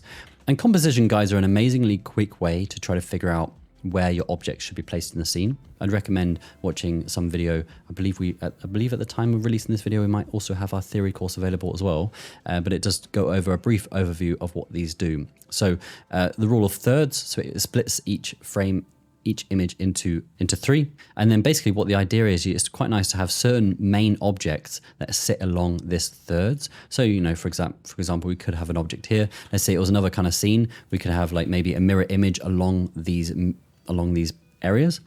And there's also a bunch of other different composition guides which we can give you. So we have center, which is also very useful for centering objects. If you have like a product shot, for example, you want to make sure it's going actually in the center. There's also diagonal as well. And then there's also golden ratio and also a bunch of other things you can also enable.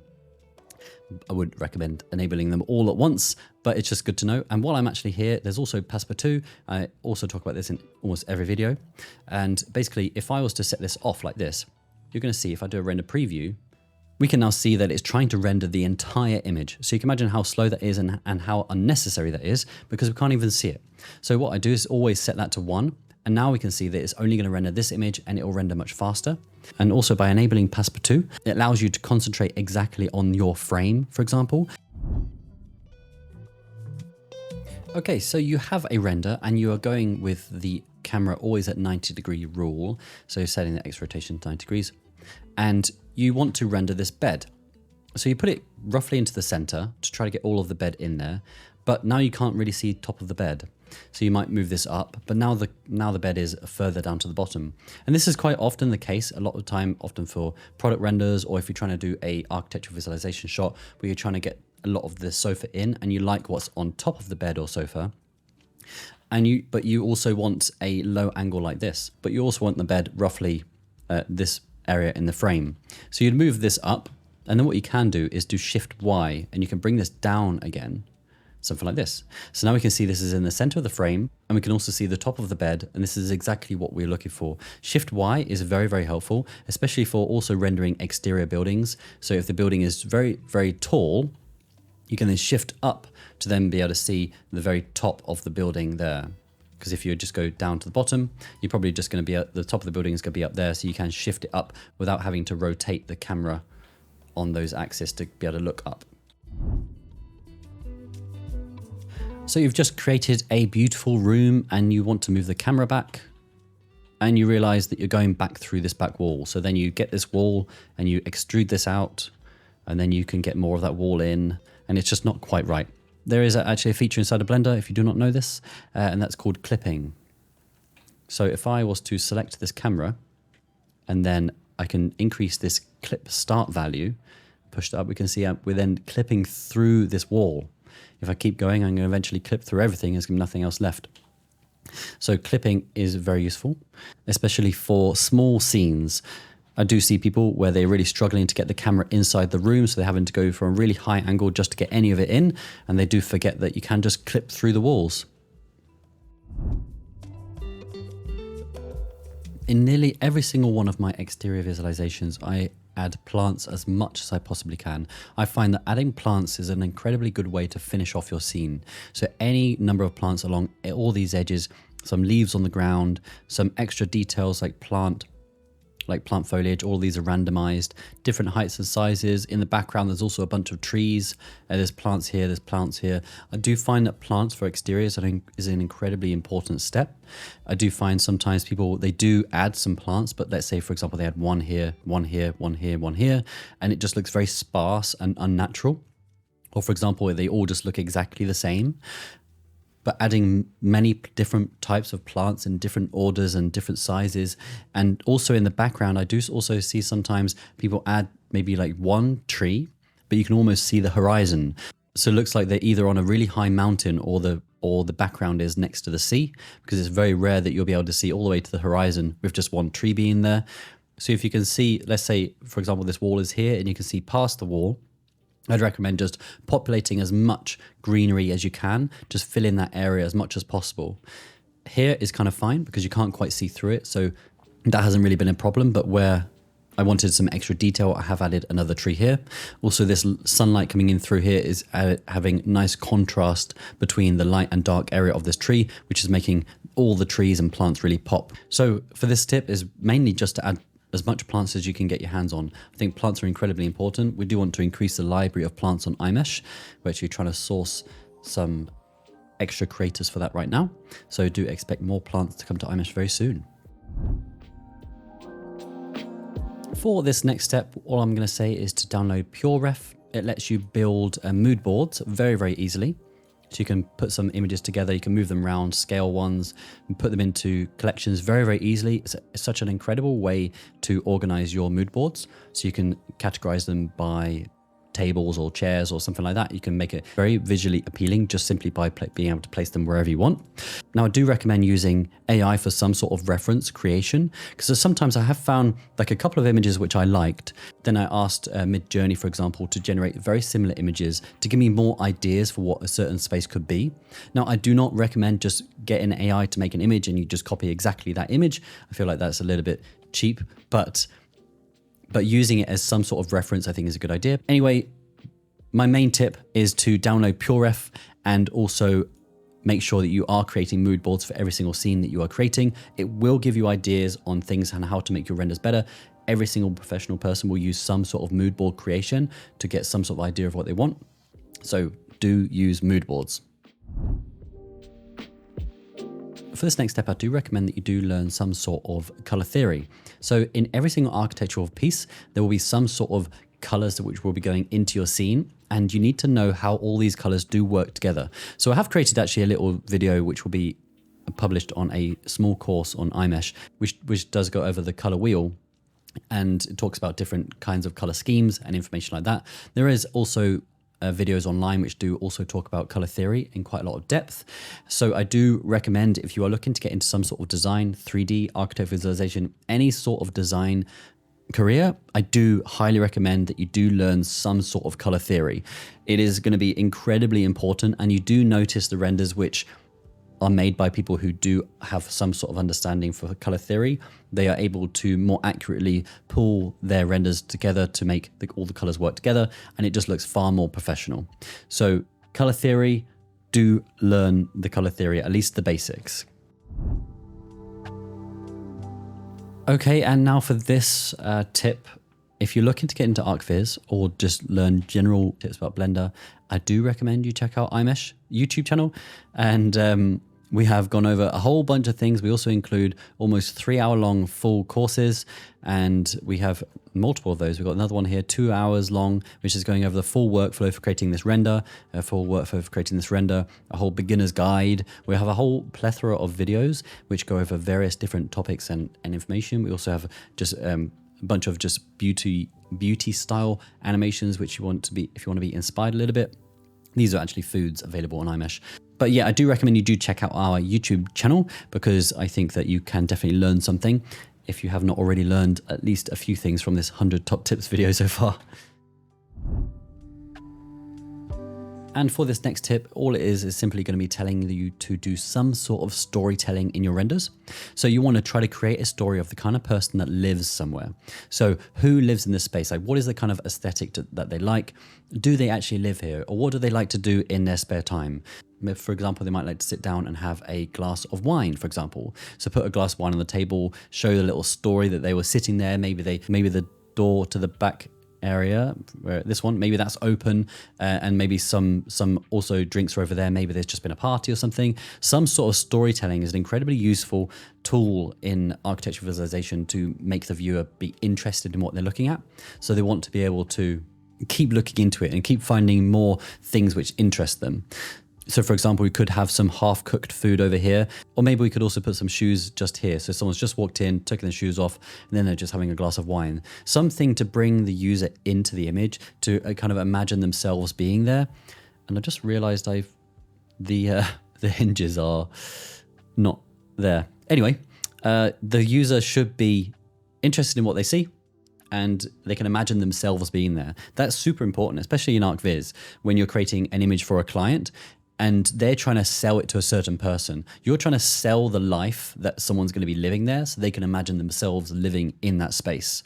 So you have to try to find what is the kind of furniture that this person likes, what kind of activities do they do? Is it a kid's play area? Do they have a telescope to watch the moon? Or any other storytelling elements that you can bring into a scene is super useful.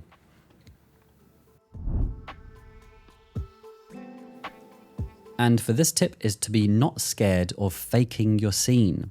So this looks like quite a nice little area here, and we have like a little plant here. So you imagine it's probably sitting on the floor or something over here, and it kind of adds some nice information into the scene. Kind of adds a nice frame to this whole thing. But in reality, this whole thing is floating. This I kind of just placed it roughly just so it kind of took up that amount of space.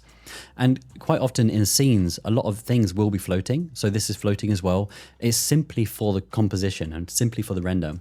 I do actually add plants quite a lot to the edge of my frames, and they're going to be in all sorts of weird places. I'm going to have certain items floating, some things moved all over the place. This is also quite a common trick.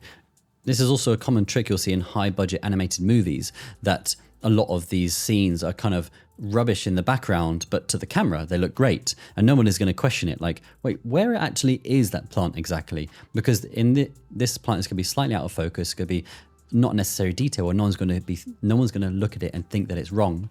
So don't be scared to fake it. If you can fake it till you make it, then you're doing a good job.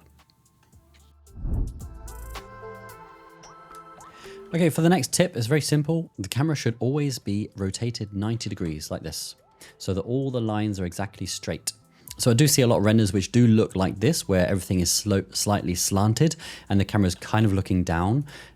Maybe not that exaggerated, but sometimes it's just a little bit wonky and everything just doesn't feel very accurate. It kind of feels like you're falling over a little bit. Now, if you were to look online for other references, so we can see that every single line is completely straight. They're going to be all the professional ones, they always have a very straight line. Of course, there are exceptions to this situation where maybe you have a beauty shot, you want to look down, or you have a close-up to a certain object. In that case, it's not important. But if you want to show the whole room, try to keep all of your lines straight to the floor. If you're going to take any tips from this whole thing, I think that you should take this one, because I do see it time and time again. And there is just a huge difference between a professional render, which keeps everything in line, everything straight, everything organized, to somebody who doesn't. I kind of feel like it's very obvious somebody who's professional and who's not just by that. Okay, for this next tip, this is might be a personal preference, but I do think it's something important. That if you're having an exterior scene, I think you should add curtains. The amount of times I see a render which has an exterior and it's like somebody lives here, you're probably gonna have some curtains. And I do find the most interesting renders that I see are the ones which have curtains on the windows. I don't know if there's a correlation there or what, but I do find that by adding a curtain adds a living touch to it. I feel like if there are no curtains and it's just the pure white walls and all the hard objects, it kind of adds a really hard feel to it. It doesn't feel as soft or livable, especially for apartment buildings. If these weren't there and you could just see straight in, it kind of adds a vibe which feels less homely to me. So if you have an exterior shot, just add some curtains to the windows. I think that is quite important.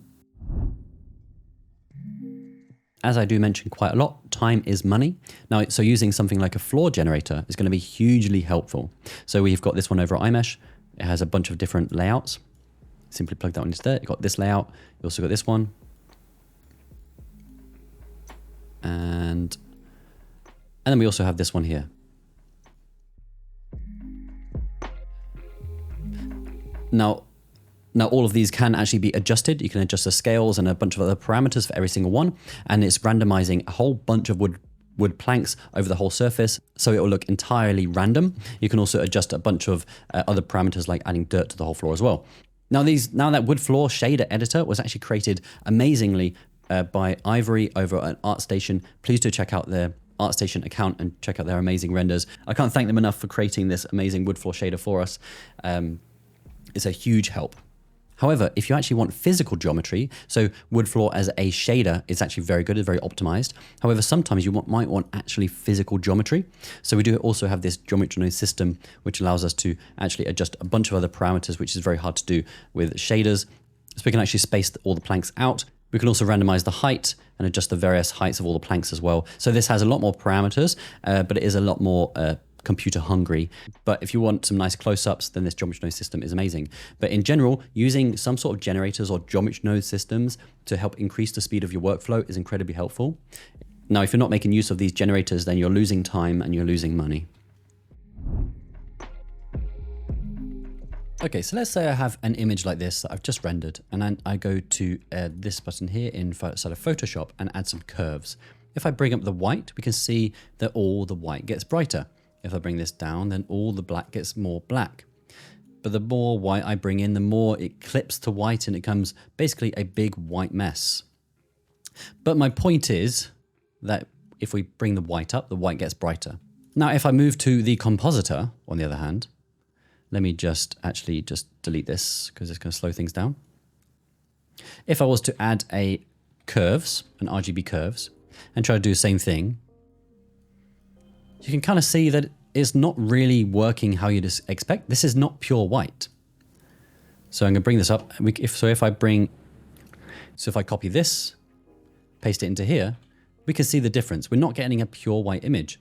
So it's almost like something is being clipped. And that is happening because of the view transform, and that is set to AGX.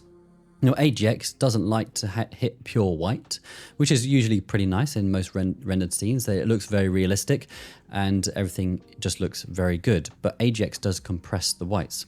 So if I want to render this and actually be able to tweak things more accurately, there's a better way to be doing it. So if I come out of here and I set this to raw, then do render preview, but let's actually just delete this. We can see this doesn't look very nice, but if I add a convert color space, plug that in there, and then set that to base. And then I go to here and make sure I have a compositor set to always. And then for here, I'm just going to set the look to none. So now we can see this image. So it does look a little bit more washed out, but that's simply because if I was to do a render preview, let's plug this into here and set this to AGX again. But I'm also going to choose the look to be none. Before it was set to be, I believe it was high contrast. So that was why there's more contrast. But if I set that to none, this looks the same as if I set this to raw and then plug that one in. There's just no contrast, but these looks don't really work in the same way. So I'm just going to keep them disabled. So that's where that's now created. But all I can do if I wanted to, I can add a contrast, brightness contrast, and then I can just bring up the contrast there if I wanted to get the same kind of feel. But not only that, if I plug that into this RGB node and try to bring that up now, we can see we're now getting the same effect as we did in Photoshop. We're now not being limited because basically the image is coming in, it's being converted, and then I'm doing the adjustments afterwards. Whereas before, this whole thing was being view transformed to be AGX, which was compressing all of the information. But we only want it to compress up until this point. And then after that, we want to be able to then tweak it further if we wanted to. So if I set that back to raw, so because usually it's quite nice inside of Photoshop, for example, to set an S curve and it creates a really nice contrast. I can then bring up the blacks a little bit to offset these, to make these black areas a little bit brighter. So this is actually something I've started doing quite a lot, actually. is actually setting my color management to be a view transform raw, then saying image go into here and set that to be from linear Rec 709 to be AGX base. And that's basically converting this into AGX, and then we're going to be able to convert it further if we wanted to. And we're not going to be limited to just what the AGX is trying to say it should be. Okay, so for this next step, what I'm going to say is, if your customer wants you to make a building, maybe in this location, then actually go there, whether it's on Google Maps or in real world. Please do go there and take loads of photos, because that's going to give you all the information you need for all this scenery around it. I do see some people, for some reason, they don't do that. They kind of get a rough idea of where the road layouts are. Maybe they just look at the maps view and they just create a rough layout for the roads, and then they just kind of make up the other details. But there's just so much information here, which is so useful. Like there's trees down here. You can make those as well. You can make these fences. You can make all these extra details. It's giving you all the information that you need to create your scene. And that would just feel far more professional. This is just a small tip. I think it's just because I saw a few people doing that. And I think it's just important to just go to the location. It's so easy now. Google Maps exists. So no reason why you shouldn't be able to. Okay, so for this next tip, what I'm going to say is when you do an animation, especially when you're going to have thousands of frames potentially, you want to save on file storage size. So I've saved out a bunch of frames and I have got a bunch here. So what we have here is EXR, and that is about 1 megabyte per image. Then we have TIFF, TIFF, which is about 5 times the size, which is saving the same amount of information. And then we have PNG, which is even worse. So this is saving out even bigger file sizes than the TIFF image. So EXRs are incredibly good at keeping a lot of data inside of images. So for animations especially, so let's say you have a thousand frames and they're about 1 megabyte size, that'll be about 1 gigabyte in size. If you were to do it with these ones, these are about 5 megabytes per image. So that will be about 5 gigabytes in size just from the frames. After working for years, I have got a absolutely huge collection of frames from the past. And I wish I was doing EXR, because in the past I was doing actually PNG, which was the worst. So a bunch of my old frames are just taking up tons of storage, and when I could have saved them as a fraction of the storage space. However, there is an issue with EXR. So if I was to drop in the PNG, for example, let's drop this one in here, and then I drop in the TIFF image, could drop that one in on top. They look basically the same. And then I drop on the EXR, and this looks different. This doesn't have the same effect. So what the PNG and the TIFF are saving, they're saving the AGX view transform onto the image, whereas the EXR is not. So this image here is essentially, so this is what the AGX looks like. However, if I go to here and set this to standard and turn this to none, that now looks exactly like how this EXR is working. So we're losing all of the AGX magic. This is another tip, I guess, that you should always be using AGX, because AGX manages the colors and lights very, very well. It makes it very photorealistic. However, standard does not. So standard can have lots of really bright highlights, really dark areas. It's really not a very nice view transform at all. It's just like the standard is basically not doing anything, I believe. Whereas AGX is really working well to create a nice image. However, we've just saved it in an EXR. We've got all these thousands of frames as EXRs, and they are in the wrong color space. So to fix that, it's very easy. What I'm going to do is I'm going to go to File and New, and then click Video Editing. Then what I'm going to do is click Add Strip. I'm going to locate the EXRs here. And then I'm going to click Add Strip. And then what I can do is under the View Transform, here is where I would set it to AGX. And I can also set it to high contrast if I want to. So now if I want to compare this EXR to one of the TIFFs, we can now see that they are the same. So we can see that we render out all the frames as .exr and save a huge amount of space. Then to compile the frames, I would do that inside of Blender itself, so that we can grab this view transform, set this back to AGX, set it to whatever we like, and then save that out as an image, as a video, which I can then put into other software. So you could go to Output. I'd then also go to FFmpeg video. I'd then go to encoding, And you can then choose any, perhaps QuickTime, I believe. That is one which is good for DaVinci, I believe. And then also for keyframe interval, I found actually this was too high, and I found setting it to 1 actually worked better. I actually need to test that, but I found that whenever I saved it out without changing this to a very low value, I got lots of artifacts. So just remember, if you're ever saving them out and you're getting some artifacts, do check this keyframe interval, because that might be what you're looking for. And then you basically save that out as a video, and put that into DaVinci Resolve, for example, and then edit it further. But that's basically how you can save a huge amount of file storage space just by saving out your frames as .exr, and then work with those. And not only that, .exrs can save so much information in them, more than most other file formats. You could probably get away with also saving them out as a 32-bit if you wanted to. And I'm sure that will also take up far less space than the others, which also don't have 32-bit as an option anyway. But yeah, that's that for that tip. That's that for that.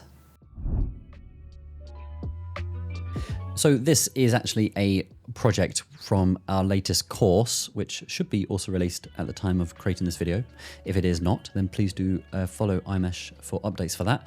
But this tip is actually going to be talking about actually keeping your project organized. If you're going to start working on huge projects like this, organization is going to be so incredibly important, that everything has its own category, everything is categorized and easy to follow. Because you don't know who you're going to be working with, and there might be a time where the project gets too big. You might have to then give it to somebody else to help you create this project, or maybe the client asks for the project so you can share it with somebody else. The project needs to be as organized as physically possible. And luckily inside of Blender, there is also these options so you can actually set a color tag per collection, which is so nice. So lighting can be yellow, and daytime can be orange, and nighttime can be blue, for example. Keeps everything nice and organized. Then you also might then end up switching between different scenes, for example, and then these will also, it helps that it's already all categorized for you. So please do keep your projects organized. I have actually received projects from other people in the past, and I just have absolutely no idea where anything is. It takes me ages to clean everything up before I can actually get started. And also, if you're working on a project and you think, oh, where was that item saved? And it's in a collection inside a collection inside a collection. It's not named correctly, and it's just gone forever. And you can't find it. You can't unhide it because it's maybe locked or something. But yeah, keep your file organized. So let's say over here, I rotate these rings a little bit. I can then press 2 on the keypad, or go to slot 2 here and then do another render. Okay, so now we can actually do a very quick comparison of both. So we can switch between 1 and 2, and we can do all these all the way up to 8. Now this is super useful in basically any project I'm working on. When I just want to do different kind of lighting situations, I'll do multiple renders and compare all of them. It's also very good, very useful for when you're optimizing a scene. So when you want to tweak all the values, you can keep an eye on the render time between both of them. I don't know why this one took quite a lot longer, but anyway, you can do comparisons between all of them. You can change the settings, do another render, change the settings, do another render, and that's super useful for optimizing your scenes. So these image slots, super useful. And by the way, I hope you like these core sticks on the floor. They turned out really, really nice. So let's say that you have a camera and you really, really like this cube, and you want to move this cube and you want the camera to always be looking at that cube. So with the camera selected, go to Constraints, click on this button here and click on Track 2, click on this eyedropper, click on the cube, and then we could just move that around. So anywhere we put that, it goes a little bit funky, because I'm inside the camera, that's also already moving. But yeah, we can see that that's basically being followed, and it's super good to do that because it's good in certain situations. This tip went strange. So I love the color of these rings. I think that this color is great. However, I want them to show up in the viewport. So I'm going to click here and then try to roughly get the same color that's here. But what you can do is you can click and drag and drop that in.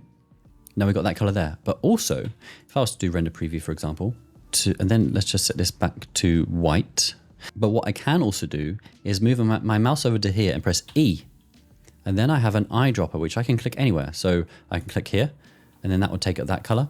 I can also go press E, pick that color, or E, and that color, E, that color. So you can either do a drag and drop if you wanted to, or you can do a E and choose that color.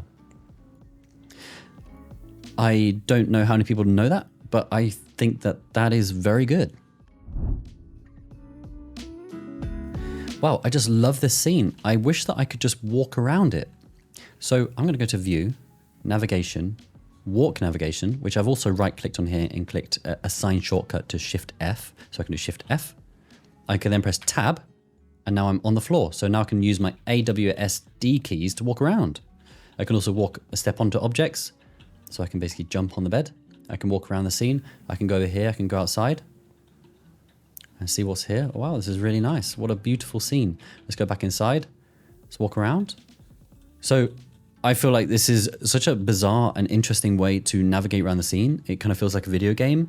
And there's been times where I've created a really big project, many, many rooms for this big house. And I could just walk around it. It just feels so surreal, but it's so much fun to do. I just love this feature. But also if you just do Shift F and you can just actually just fly around if you wanted to, you can use the middle mouse wheel in and out to change the speed.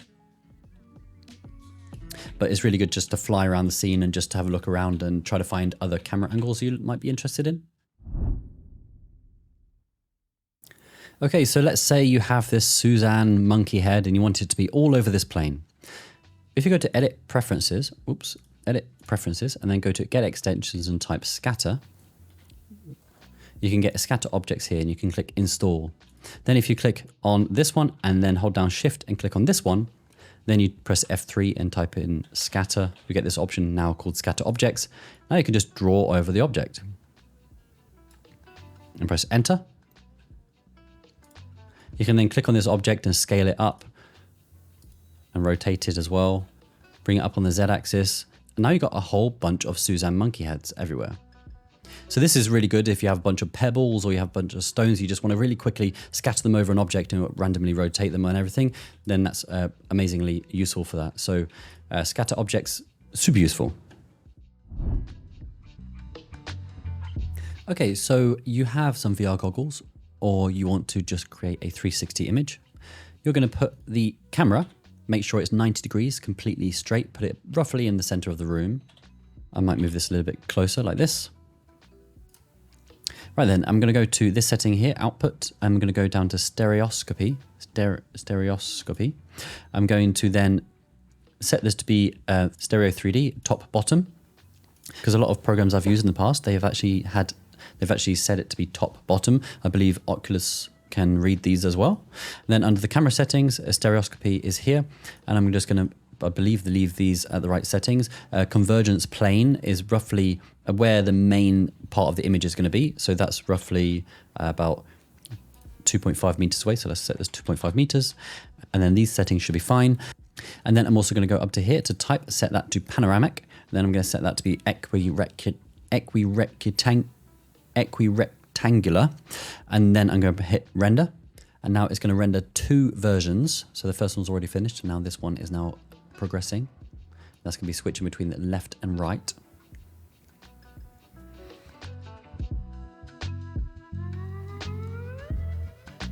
Right, so now I can see between the left and right, and we can see that they're slightly different. They're slightly off axis, and that is going to be referring to the interocular distance, which is basically the distance between your eyes. So I would try to find whatever your distance is between your eyes. And then I'm going to go to Image, Save As. And then we get some more options here. Stereo 3D, top, bottom is fine. And then I'm going to save it. That's another one I did. But just save that over that. And then we get an image that looks like this. So when we put this into something like an Oculus or some other VR goggles, there should be a way for it to read top, bottom images, and it will feed the top one to your left eye and the bottom one to your right eye, I believe. And then you'll be able to actually look around your room and it will feel like it's 3D and it will feel like you're actually there. It actually is mind blowing, especially when you work for days on a certain project and then you're actually inside the room. It's actually mind-blowing. So do try that out. It's good fun and it's actually really easy to set up. But just lastly, I would also set the resolution very, very high, because you're going to imagine that you're going to be zoomed into a very small portion of the image like this. So I'd probably set this to be 200% or even 400%. Try one and see how it looks, and then increase it and see how that looks. But anyway, I love this little fun tip. Okay, so let's say you're working on a project, you're maybe working with a bunch of people, there are certain things they need to know, there's certain things that you need to know, there's certain things that the customers ask for and you need to remember it. You can just write it straight into the project. So sometimes it's quite nice to set like a new window like this and set that to be text editor. Click new, and then you can type like this, but you're going to notice it's going to have all sorts of funny symbols and colors. So you're going to go to view, disable that because that's basically like a coding view, but we don't need that. And we can just type now. So we can say one customer asked for pink bed sheets. Customer is an idiot. So you can basically write all the notes that you need on here, and that's a good way to remember when to do things or something like that. Or sometimes, for example, you're working with somebody else and you need certain lights to be on for a certain time of day. So you can say camera 1, and you can say that that is going to be at 1900 with sun option 1, for example, and then they know. There is ways to like obviously automate that and set different scenes for different things, but these things do happen. There are certain things that they need to know. Or for example, car renders correctly at frame 10. For example, let's say you have a car moving, and at frame 10, for example, let's say that is the frame in which the customer likes, and then the person takes over for this project and they render frame 4 and they realize, oh, that's the wrong one, I need to find it, it's frame 10. But you can write the information there for them. So text editor for keeping notes, very, very useful. All right then, let's say that we quite like this render, but we want to just preview it without any colors or any materials because we think it's too distracting. We want to concentrate mostly on the lighting now, and we want to see how the lighting looks much more easily. So what if I do a render preview? Okay, so with this render preview, we can see everything has color and everything like that, but that's too distracting. So I'm going to click on this object here. I'm just going to make a new material. I'm going to call that one Override. Then what I'm going to do is go to the view layer. I'm going to scroll right to the bottom, Override, and then I can choose Override like this. And now it will make every single object have that override. Now we do have a slight problem in this particular scene. That's because we do have some fog. Did I name it correctly? Probably not.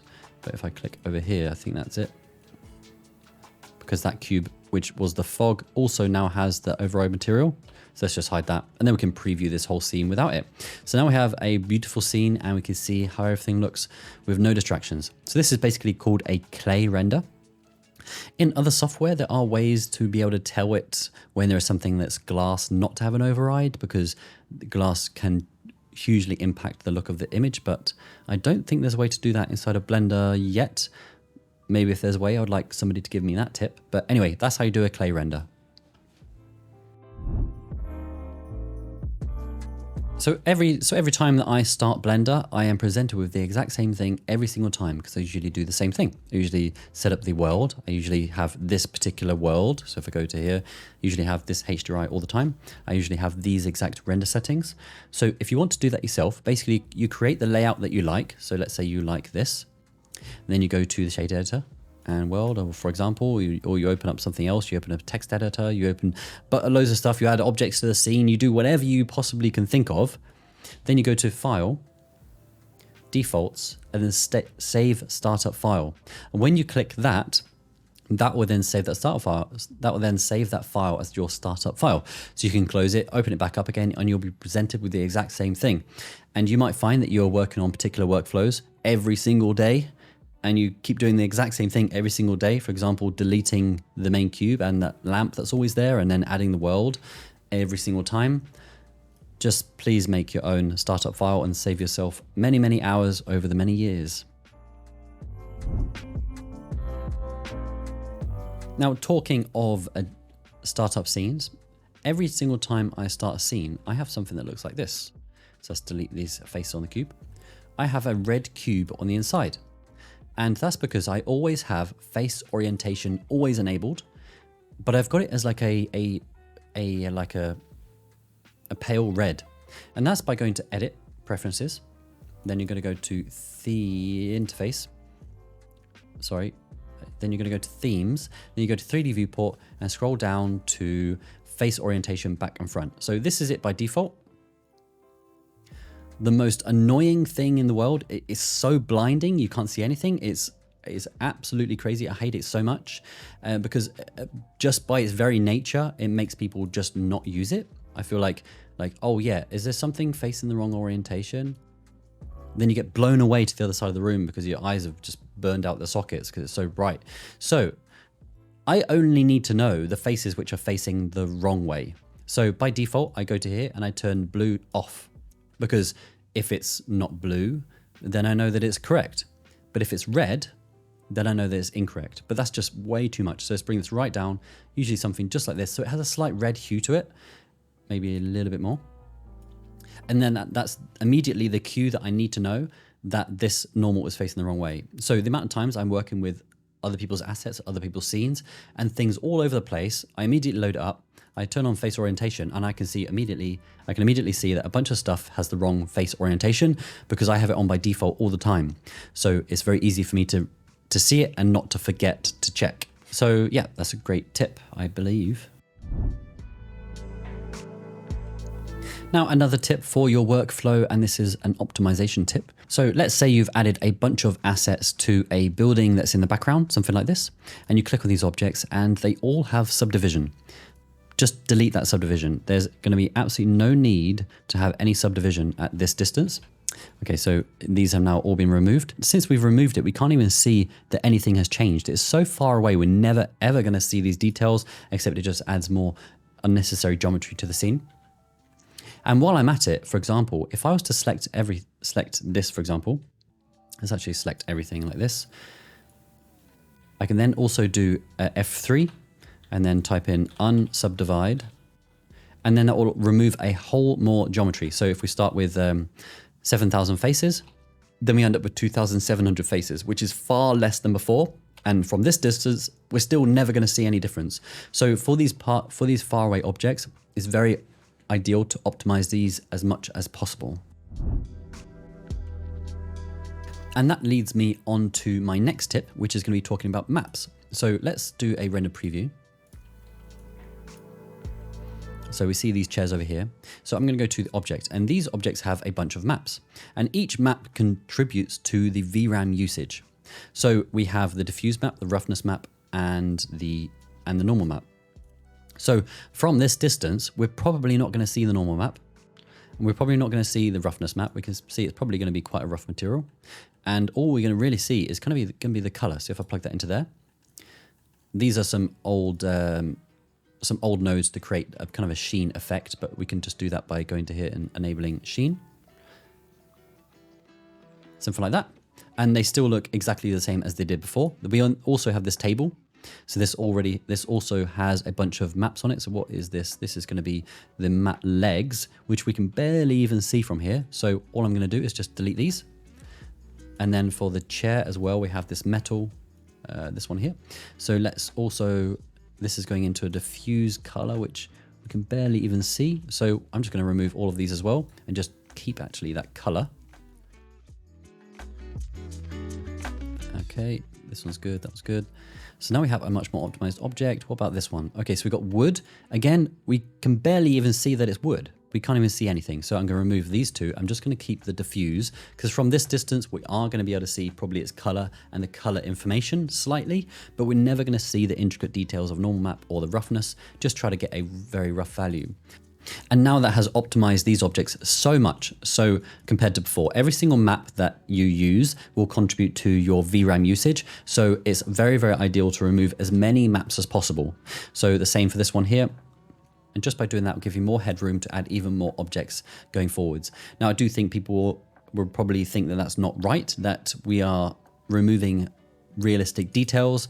Then I'd recommend that you do some test renders from before and after and see if it really makes any difference. You might see just a few percentage difference, but on objects which are not even the center of the image, nobody's gonna look at that side and be like, oh, there's like a normal map just missing off of this detail here. Never in a million years. Okay, so let's say you are rendering a scene and it just won't render. You keep running out of VRAM. You keep hitting the VRAM limit, or it keeps getting super close to your VRAM limit, and the render time is going drastically to like 3 hours instead of 2 minutes. and you have tried to optimize the rest of your scene as much as possible, but you just still can't render your scene, go to the render settings and make sure you turn on Simplify.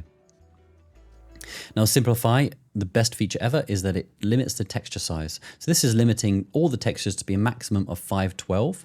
Now that is quite drastic. I think 1024 is usually the sweet spot. And you might think, oh no, my beautiful 4K textures in the background are not going to be rendered. Well, if you think about it, if this cushion, for example, let's say there was no depth of field, let's say this cushion had a 4K texture on it, you're never going to see it because it's only taking up this amount of space on this whole image, which itself is 2000 pixels by 1000 pixel, whereas a 4K image is 4000 pixels by 4000.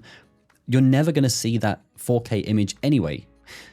The only object which is probably going to be most affected is going to be this one, because it's so close to the camera and it's taking up a lot of the space of this camera. So if this one was limited, that one's probably going to be affected the most. However, Simplify is a huge help for rendering your scenes. I'd probably use it in most projects because there's no projects yet until I make a hole in my bank account and get the 32 gigabyte 5090, which is going to come out soon, which has 32 gigabytes. So I'd probably throw everything at it. But in most cases, most people have a GPU of, I don't know, 6 to 8 gigabytes anyway. So you'll probably be needing to do this.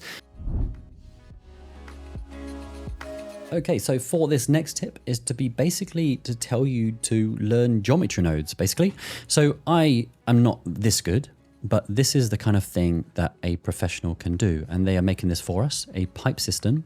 And I cannot believe how much detail goes into this and what you can achieve simply by geometry nodes. So what they have actually created for us is something actually amazing. So we have this pipe system.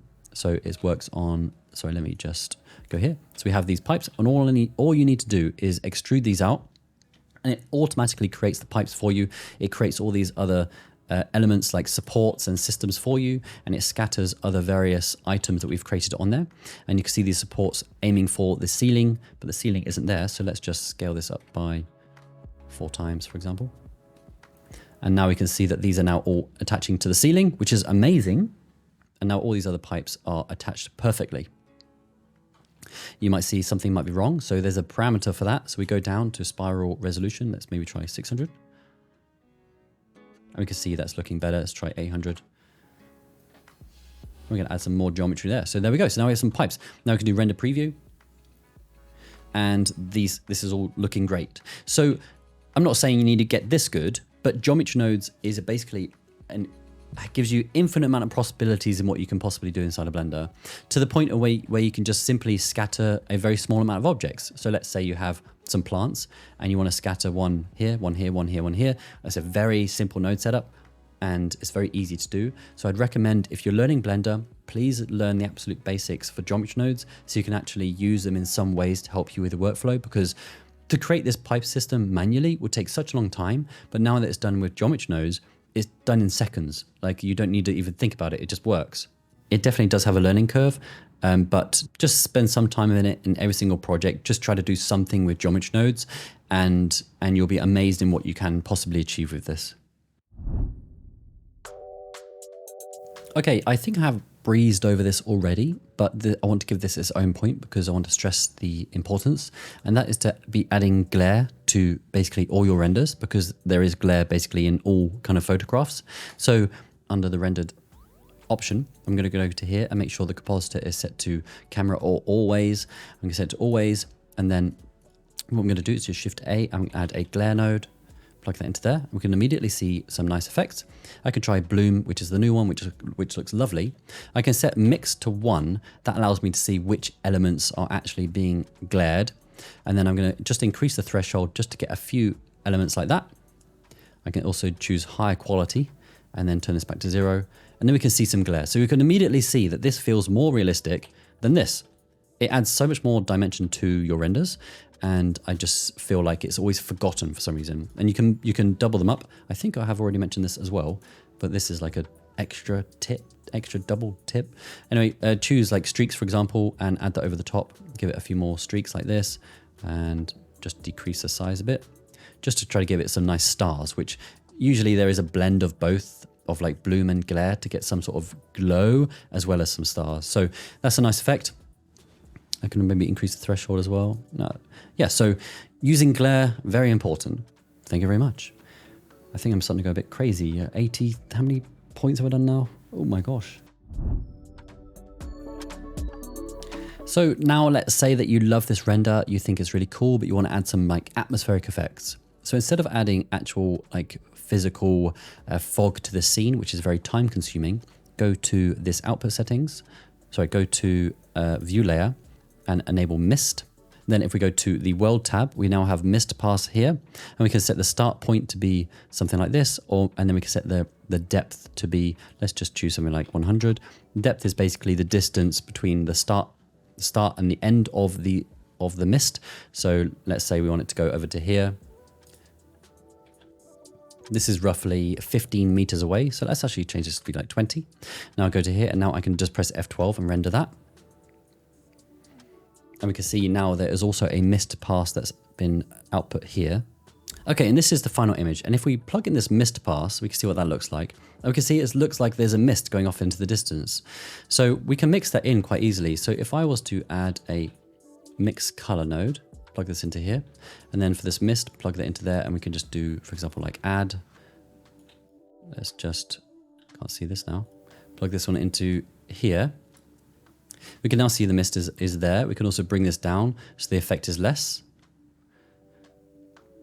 So it's quite nice actually, quite easy atmospheric effect. And what we can also do is add a color ramp here.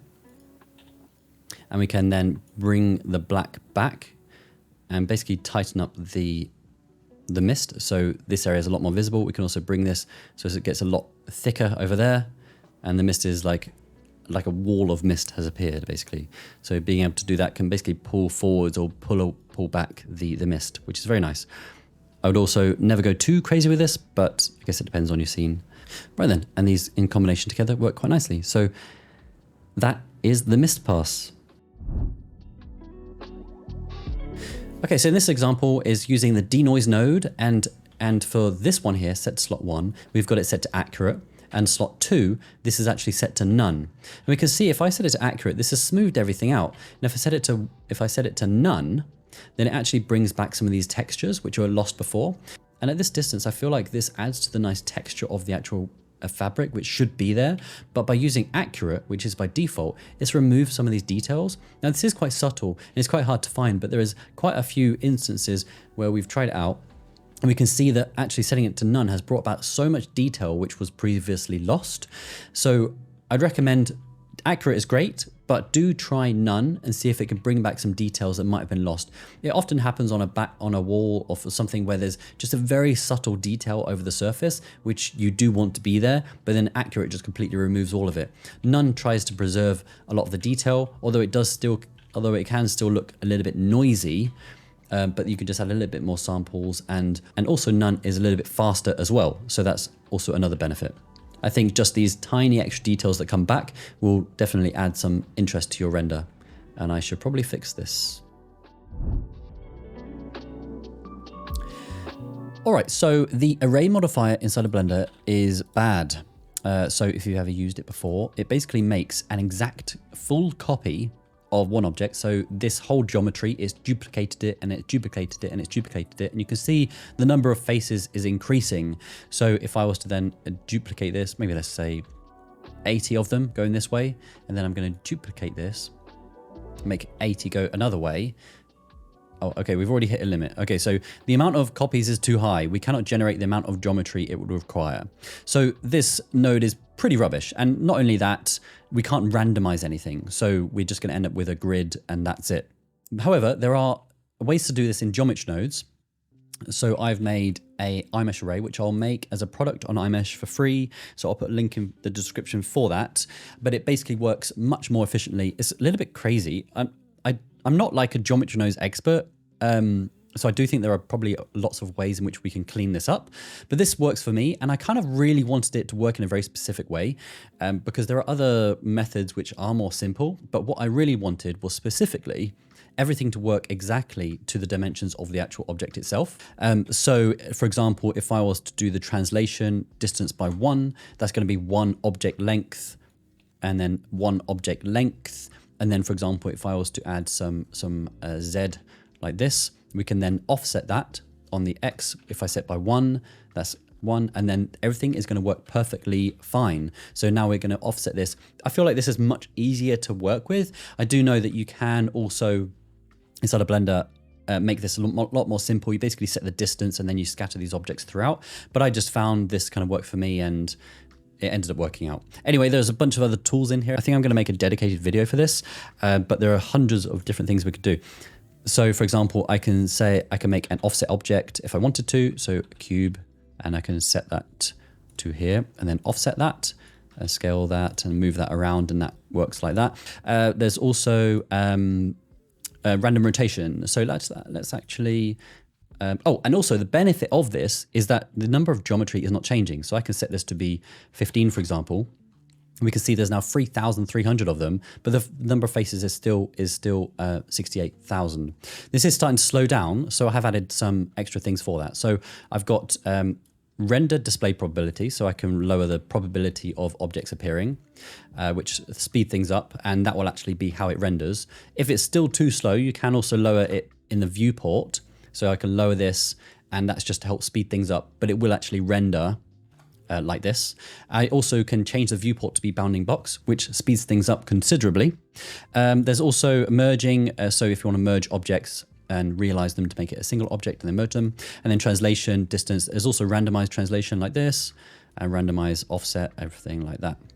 And then we have rotation, so I can rotate everything on the Z-axis if I wanted to, by 360 degrees, 360 degrees, and 360 degrees. Okay, that's not working with bounding box. Let's turn that off.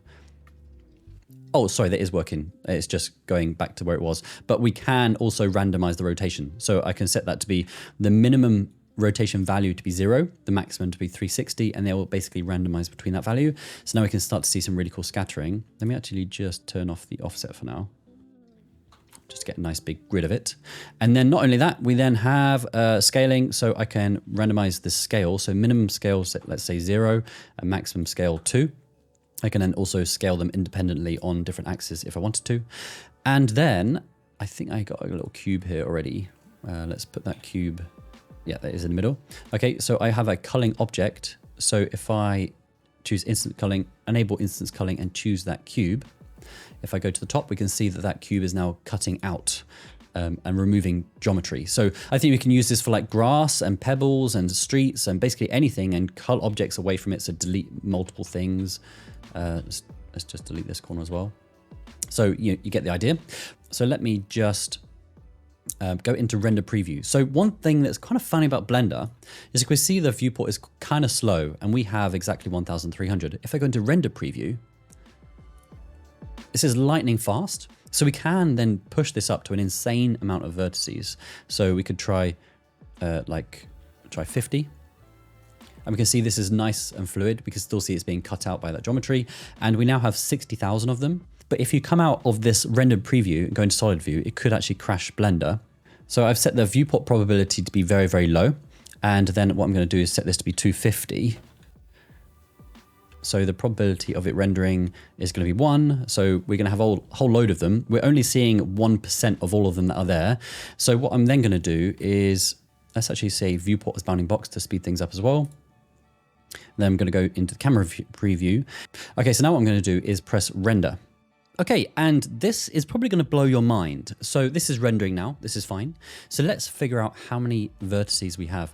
So we have got 250, 250, 250. So that's 250 times 250 times 250. So we've got 15.6 million chairs. The viewport display probability is at 0.01. So if I do times 0.01, we get this number here, which is what it's displaying. But at render time, this is going to go back to 1. So that will be, times 100. So that will be 15 million chairs. And each chair is about 68,000 faces. So we have right now, which is rendering right here, 1 to 3, 1 to 3, 1 to 3. So this is billions. This is trillion. So we have 1 trillion faces. We've got 1 trillion faces rendering, and it seems to look pretty good. So I feel like this can probably go on forever. This is using actually quite a lot of VRAM at this point. You probably don't need a trillion faces for basically anything, but you can imagine each one was a tree, and then you could have a forest going off as far as the eye can see. So for this tip, what I'm going to say is just check out this array modifier or look online for other geometry nodes array modifiers, because they are so much more powerful than the standard one. And what you basically need to do is just load up your default scene, and then you append this node group into your scene, then go File, Defaults, Save Startup File, and then every time you load Blender, if you want to add an array modifier, just go to Array, and then just click on iMesh Array, and then just use that basically going forwards, and you'll be able to have far more play with that. I did use this to make some grass on like a lawn, and it worked perfectly well. You can use this for basically anything you can imagine. I also made some tiles on a roof and everything. So yeah, anyway, that's that for that tip, and I'll probably do a full video about this actually. So this tip is to be using CryptoMatte. So if you go to the View Layers tab and we go down here, we can enable some CryptoMattes. I can then add a CryptoMatte node, and we can plug the image straight into here, and then we can create some masks. So I'll just show you what we can do with those. I'm just going to do a very quick render preview. This scene is also available actually on iMesh as well, a bunch of these other scenes and a couple more coming as well. But let's just do a quick render. All right, so this image has now finished, and I can then use this and click plus, and then I can then choose, for example, the fur, the wood floor or whatever. This is set to object. I can also choose asset or material, but I'm just going to use object for now. I'm going to choose this rug, for example. If I plug this one into, let's actually plug this one into here, and then we'll be able to see the mask that is created. Let me actually just skip that node for now because it's a little bit slow. All right, so we've now created that mask. I can then also preview this here like this. And then that's just a selection of just that rug. So let's actually just plug this one into here. And then what I can do with that mask is I can then do a mix color, for example, and plug that into there, plug that into there. Okay, sorry, plug it into the factor. And then I can then also choose color, for example, and then I can give it a different color. And I can basically just select these objects and create masks that way. CryptoMatte is incredibly powerful. I can then also choose something else like this chair. And then I can choose, for example, this up here, or maybe the ceiling. And basically you can go through and create tons of masks for every single object and change things as you like. So yeah, for this tip, just make sure that you are testing CryptoMatte and give it a shot. You can do all sorts of effects with it. Being able to create masks dynamically like this is so incredibly useful in basically all 3D settings. All right, and now I want to tell people to make sure that you're using enough samples. I see so many times people are rendering on as low as possible samples just because it renders quicker. And they might get a result like this and they think, oh, that's really, really nice. And in general, it does look very good, but you're losing so much detail. So this one was rendered in 64 samples. It's quite impressive what it's been able to achieve. But then the next one was rendered with 256 samples.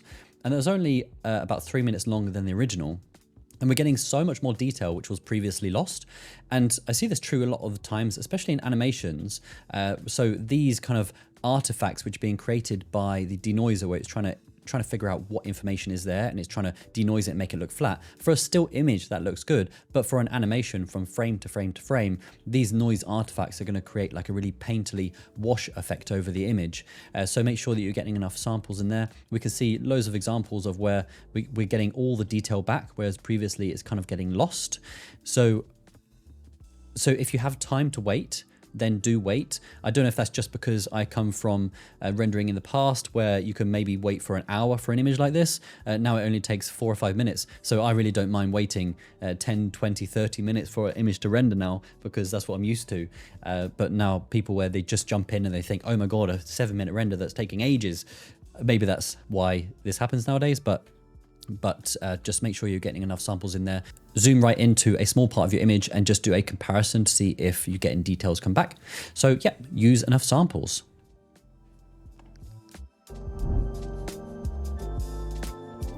Now, one thing that I love to do inside of my renders is add some vignette around the outside of the image. So it makes the outside look darker than the center, and it really focuses the frame. I actually have a little bit on here already, but I'm just going to show you how to set up those nodes.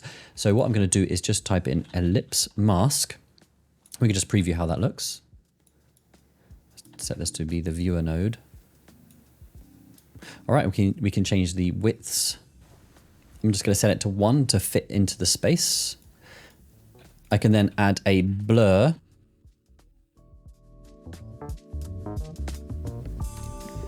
And then I can just increase this.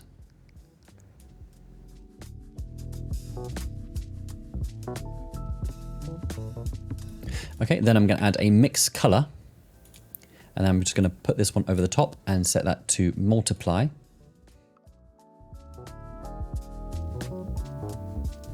Okay, and now we can see that there is a ring over the edge. That's a little bit too strong, so you can pull this down to soften the edges a little bit. You can do something like this. Okay, and then you can also change the widths and the heights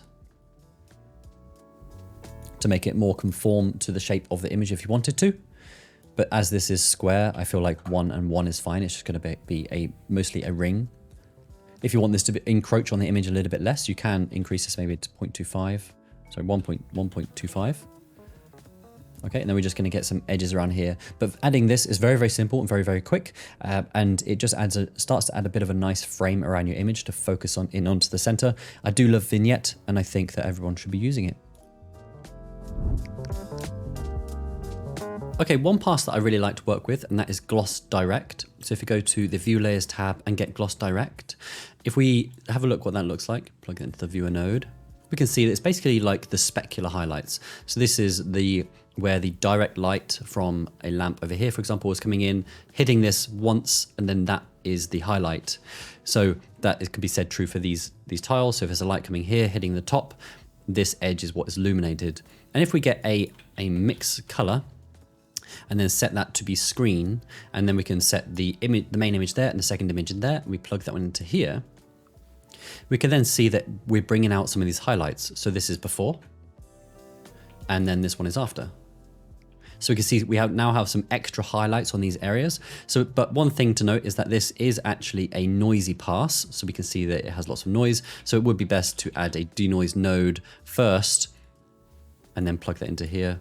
Except the denoise node is a little bit slow, but anyway, plug that into there. Okay, then if I plug that one into here, we then get a cleaner image. So there we go. The trick is not to go too high, because if you add too much, everything starts looking quite metallic. The tiles, for example, I really do think they benefit from it, and especially glass. I think glass looks a lot more shinier and a lot more premium when it has that attached. So if I unplug that again, we can see all this detail seems to have been lost. Now don't use it too much, but Gloss Direct Pass, I'd recommend giving that one a try. And for this next pass, which I think is very good to know, and that one is going to be, if I go to the render passes, we can see here ambient occlusion. If you enable that, then go to the render settings and just search for AO, and you'll get ambient occlusion distance. And by default, it's set to 10 meters, but I've only set this to 0.1 meter. But this is basically telling it how far should other objects influence other objects. So if one object is within 10 meters of another object, then that object will get a slightly black effect on it, because that is how ambient occlusion works. And I've set it now to 10 centimeters instead. So an object needs to be within 10 centimeters before its influence. So if I do a preview of what that looks like, we can see here that where there are objects closer to other objects, they get like a black outline on them. So that includes doors. So because I've set this to 10 centimeters, only areas which are 10 centimeters away from other areas are being picked up. And by setting it to 10 centimeters means we only really get the nice edges of all the objects, which is much better. So what I can then do is get a mix color node, and then I can plug that one into there and set that to multiply, and then plug that into viewer node. We can see how that looks. If I slide this up, we can see that now all these edges are starting to get like a black outline. And we're starting to see more detail around these areas.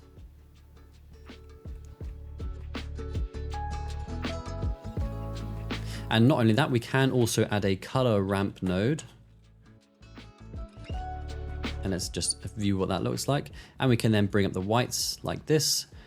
And then we can also bring down the blacks to bring more contrast into this image. So we can make exactly these areas have the ambient occlusion. That's probably a little bit too harsh. Something like that, and now we can see how that one looks. So this is before, and this is after. we can see all this detail coming out. Now this isn't physically accurate, but sometimes it can be quite useful for showing off certain areas. So for example, let's say you have these cabinet doors and we can't really see this edge well enough. The ambient occlusion node should be able to pull out these details, which is very, very nice. Okay, sticking with this image, what I'm going to talk to you about now is light groups. So I'm going to add a couple of light groups, call this one environment. Oh, close enough.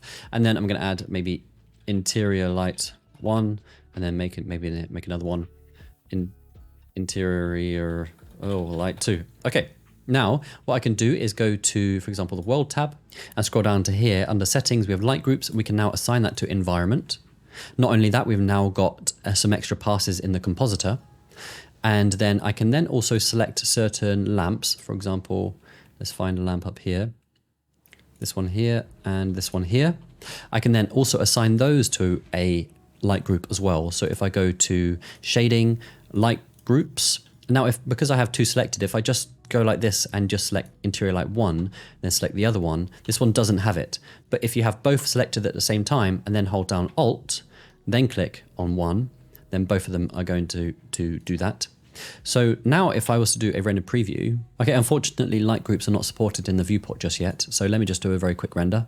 Okay, that render has now finished. So if I plug in this new light path that I just created and plug that into there, we can see it is a noisy image. We'd have to denoise it, but we can see just the environment light coming into here. And basically you could do that for all of your lights. And then you can add a mix color and set that to be add. And you can mix these two in. And then we're going to get these two, and you can basically add all of your lights together. But what that will allow you to do is you can then afterwards tweak this in real time basically and choose your lighting setup. Now this is something that's been done for quite some time in other rendering software, and it's a shame I couldn't get it to work in the viewport. I feel like maybe there's something I'm missing because I feel like I've seen that before. But once it's able to be done in the 3D viewport, that'll be interactive light groups which will be incredible. Okay, this tip is actually going to be for a paid add-on. I've tried to avoid talking too much about paid add-ons, but this one I feel like is probably the biggest game changer I've had since working with Blender. Now, I use Photoshop a lot, and I love all of the effects that's in the Photoshop Camera Raw filter, and that's basically put into this node. And this is all adjustable inside the 3D viewport. So we have everything like color adjustments, detail adjustments, curves. We have also some effects like film grain. Put that over the image here. We could do all sorts of effects, and it's all in real time in the 3D viewport. So I can adjust the contrast, I can reduce the blacks, bring up the shadows, bring up the highlights, something like that. Something a bit crazy. You could turn that on and off. I can also then add some curves like this and completely destroy my image.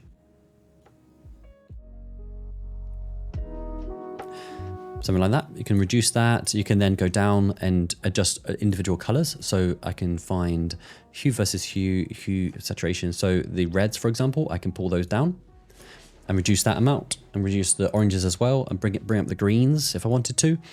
And this is basically what's amazing about this is that it's all doing it in Blender's like 32-bit, like in its raw format. So this has so much color information that's being saved right now. However, when you render it, and if you save it, for example, in a TIFF or even an EXR, like 16-bit or a JPEG, when you save that image, you only have a limited amount of information that you could do post-production onto it. However, this is doing it in Blender in its complete raw data format. So you have so much more information to work with. So let's say some areas are too black, you can bring up the black areas or increase the exposure to try to bring that area back. Whereas if something's too dark, for example, in a PNG, and you put it into Photoshop and you need to bring up the blacks, you may not have enough information to do that. So what the benefit of this is, so what I'm able to do is basically go through all of these, add whatever adjustments I want, and then once the final image is finished, that is basically the finished image, and I don't need to do any post-production unless I need to do something with masks or something like that. But this has skipped like 90% of the steps because it's all done inside of Blender. And then I don't need to save it as such a high format afterwards, which might take up a lot more storage space. And I've actually found I've started doing some animations. I've been getting it to the absolute final image and then saving it as a JPEG because I'm compiling the frames and they're absolutely perfect because I already know I don't need to do any post-production to it. That's not necessarily the best practice. You probably should be saving it as EXR anyway, so that you do have more play with it later if you do need to change something. However, for my own personal projects, just saving it as JPEG, taking up absolutely no space at all, is amazing. This add-on, it is a paid add-on, unfortunately, but I would absolutely say if you do get the chance to purchase it, or if they release some sort of trial version or something, please do get your hands on it. It is amazing.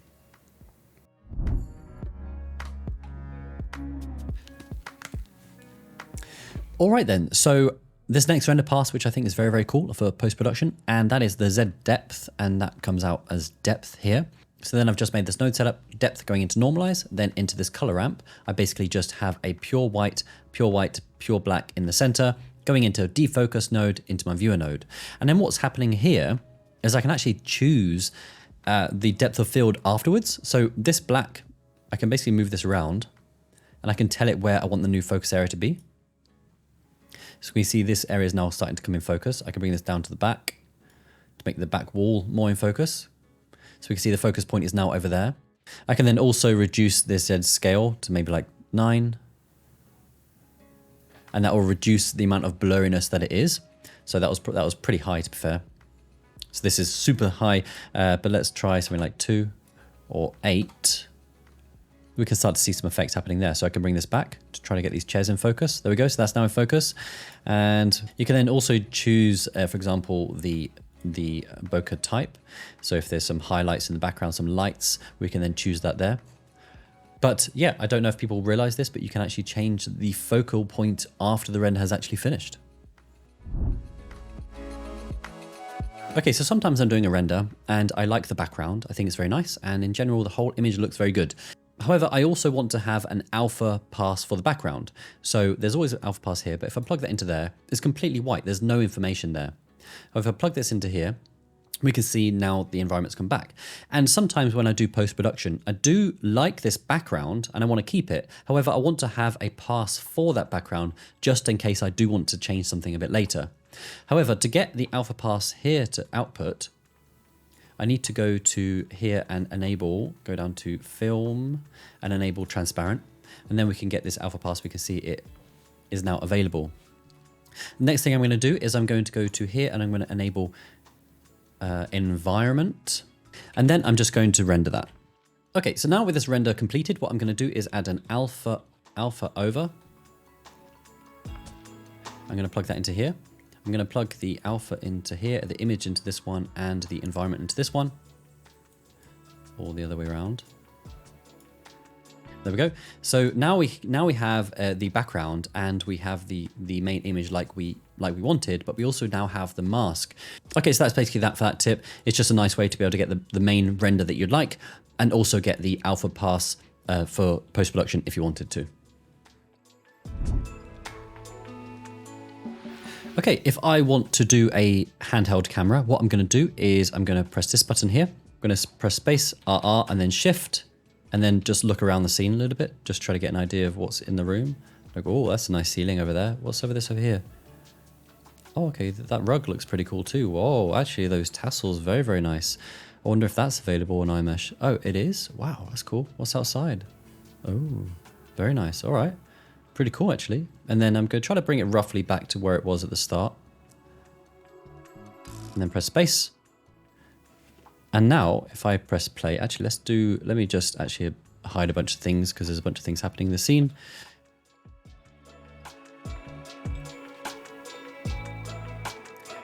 Okay, this may be a little bit too quick or a little bit too drastic. So what I'm going to do now is go to the graph editor, sorry. And let's select this camera again. Oops. Okay, so we got these here. I'm going to press F3, smooth, and click on Gaussian smooth and just bring those out like that. I can then also select all of these, which I think are maybe a little bit too strong. Just do something like this and then press SY to smooth these out a little bit. And then we can also bring these down again. Something like that. And same for this one here as well. Let's just bring something like that and just SY, go into camera view to see how that looks. Still a little bit too quick. So what I'm going to do is I'm going to select everything here. I'm going to press SX2, bring that out over something like that. And then what I can do, let me just trim off these. all of these. And then again, I think what I'm going to do again is also maybe smooth this out again. Something like that. Maybe smooth it out again. Let's have a look how that looks. Okay, this feels a lot nicer. And there's a bit of a jump. So we know that this frame is what we want to end on. So let me just grab a whole bunch of these, do Shift X and bring this out over here, something like that. And actually, let me just need to also remove these frames, which are the old ones. Okay, something like that, but that needs to be reversed because this needs to be the start frame and next frame. So what I'm gonna do is, and set this to be 2D cursor and do SX -1. Right, so this frame and this frame should end on the same. Bring this out over here like that. But we need to smooth these out because these frames here have a little bit of a jump. So actually, let's bring back those keyframes because they might be quite useful. F3, smooth. Something like that. Let's see if that loops. All right, there we go. So this is now looping perfectly.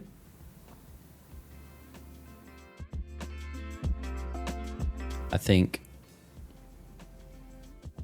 Okay, now what I can do is also for the camera, what I'm going to do is then select, go to here, and then go into press I on location.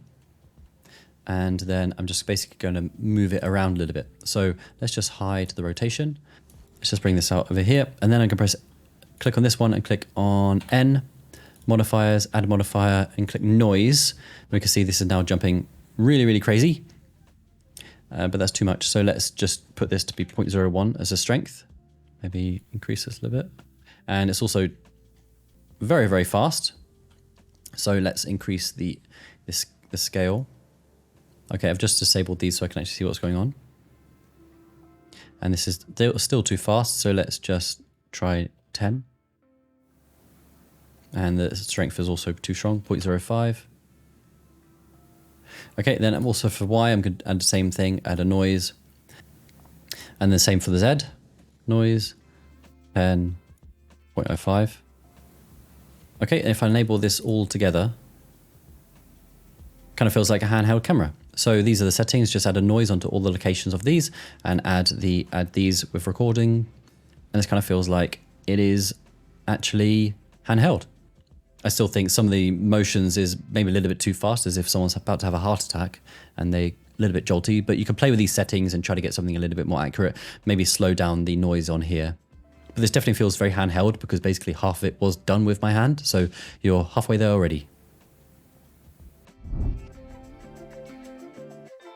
Okay, so sometimes there's something called color casting. So this floor is red. If I disable that, the floor is going to be black and the room is going to look a lot more accurate. But with having a very red floor, the whole scene is horribly red. Now, this is obviously physically accurate and that's how it should be. However, if a photographer was going to take this photo, they would take this photo and they would adjust this in Photoshop to make the walls closer to white anyway.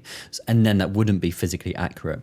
But we can actually do that in Blender anyway. And this is sometimes necessary because sometimes you have a wood floor or a flooring and it's just casting really just too strong light into the scene. It's just way too distracting. This floor isn't so bad. I think it's quite desaturated, but sometimes you can have a wood floor which might have a lot of color in it and then the whole room gets that color. Let me actually work with this while it's here. So what you can do is add a mix shader, plug that one into there. I'm going to add a light path and I'm going to say is camera ray.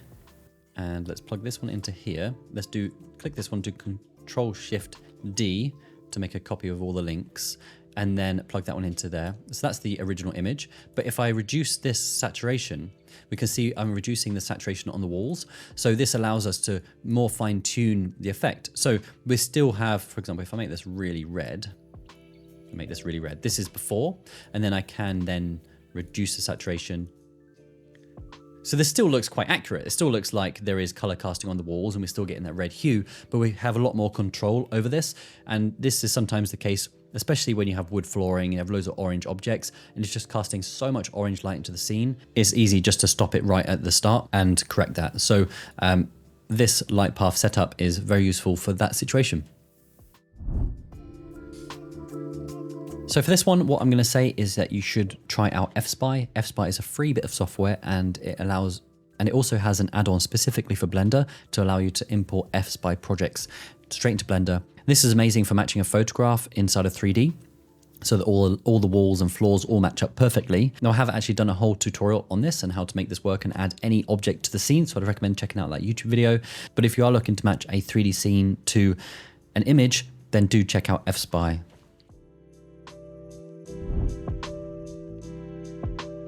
Okay, the next point, it may seem obvious, but I do see this time and time again. Make sure that your assets are to the correct scale. Please make sure that you check these dimensions here, and you can actually check if they're correct dimensions. So it's usually about 1.8 meters for a bed wide and about 2 meters long. So make sure that they are the correct scale. Sometimes I see a scene and just something looks a little bit off and you think, are these really big lamps or is this a really small bed?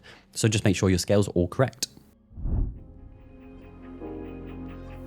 Okay, so if you've ever tried animating some food falling with some soft body simulation, you'll know how slow it is. So let me do it with some mangoes. So let's get these mangoes here.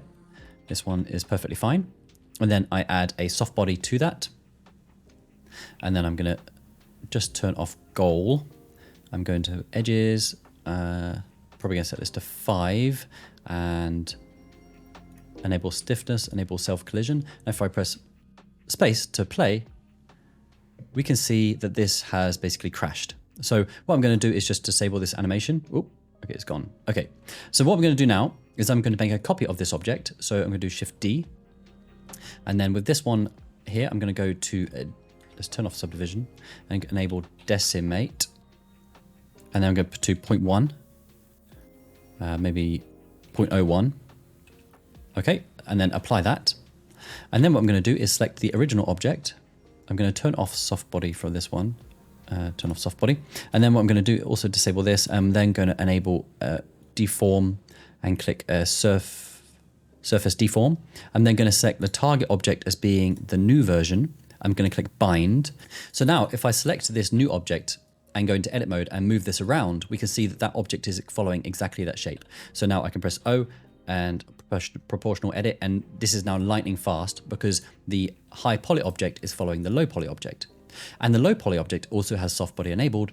Okay, now if I hide the original object then press play, we can see that this is now doing a soft body simulation.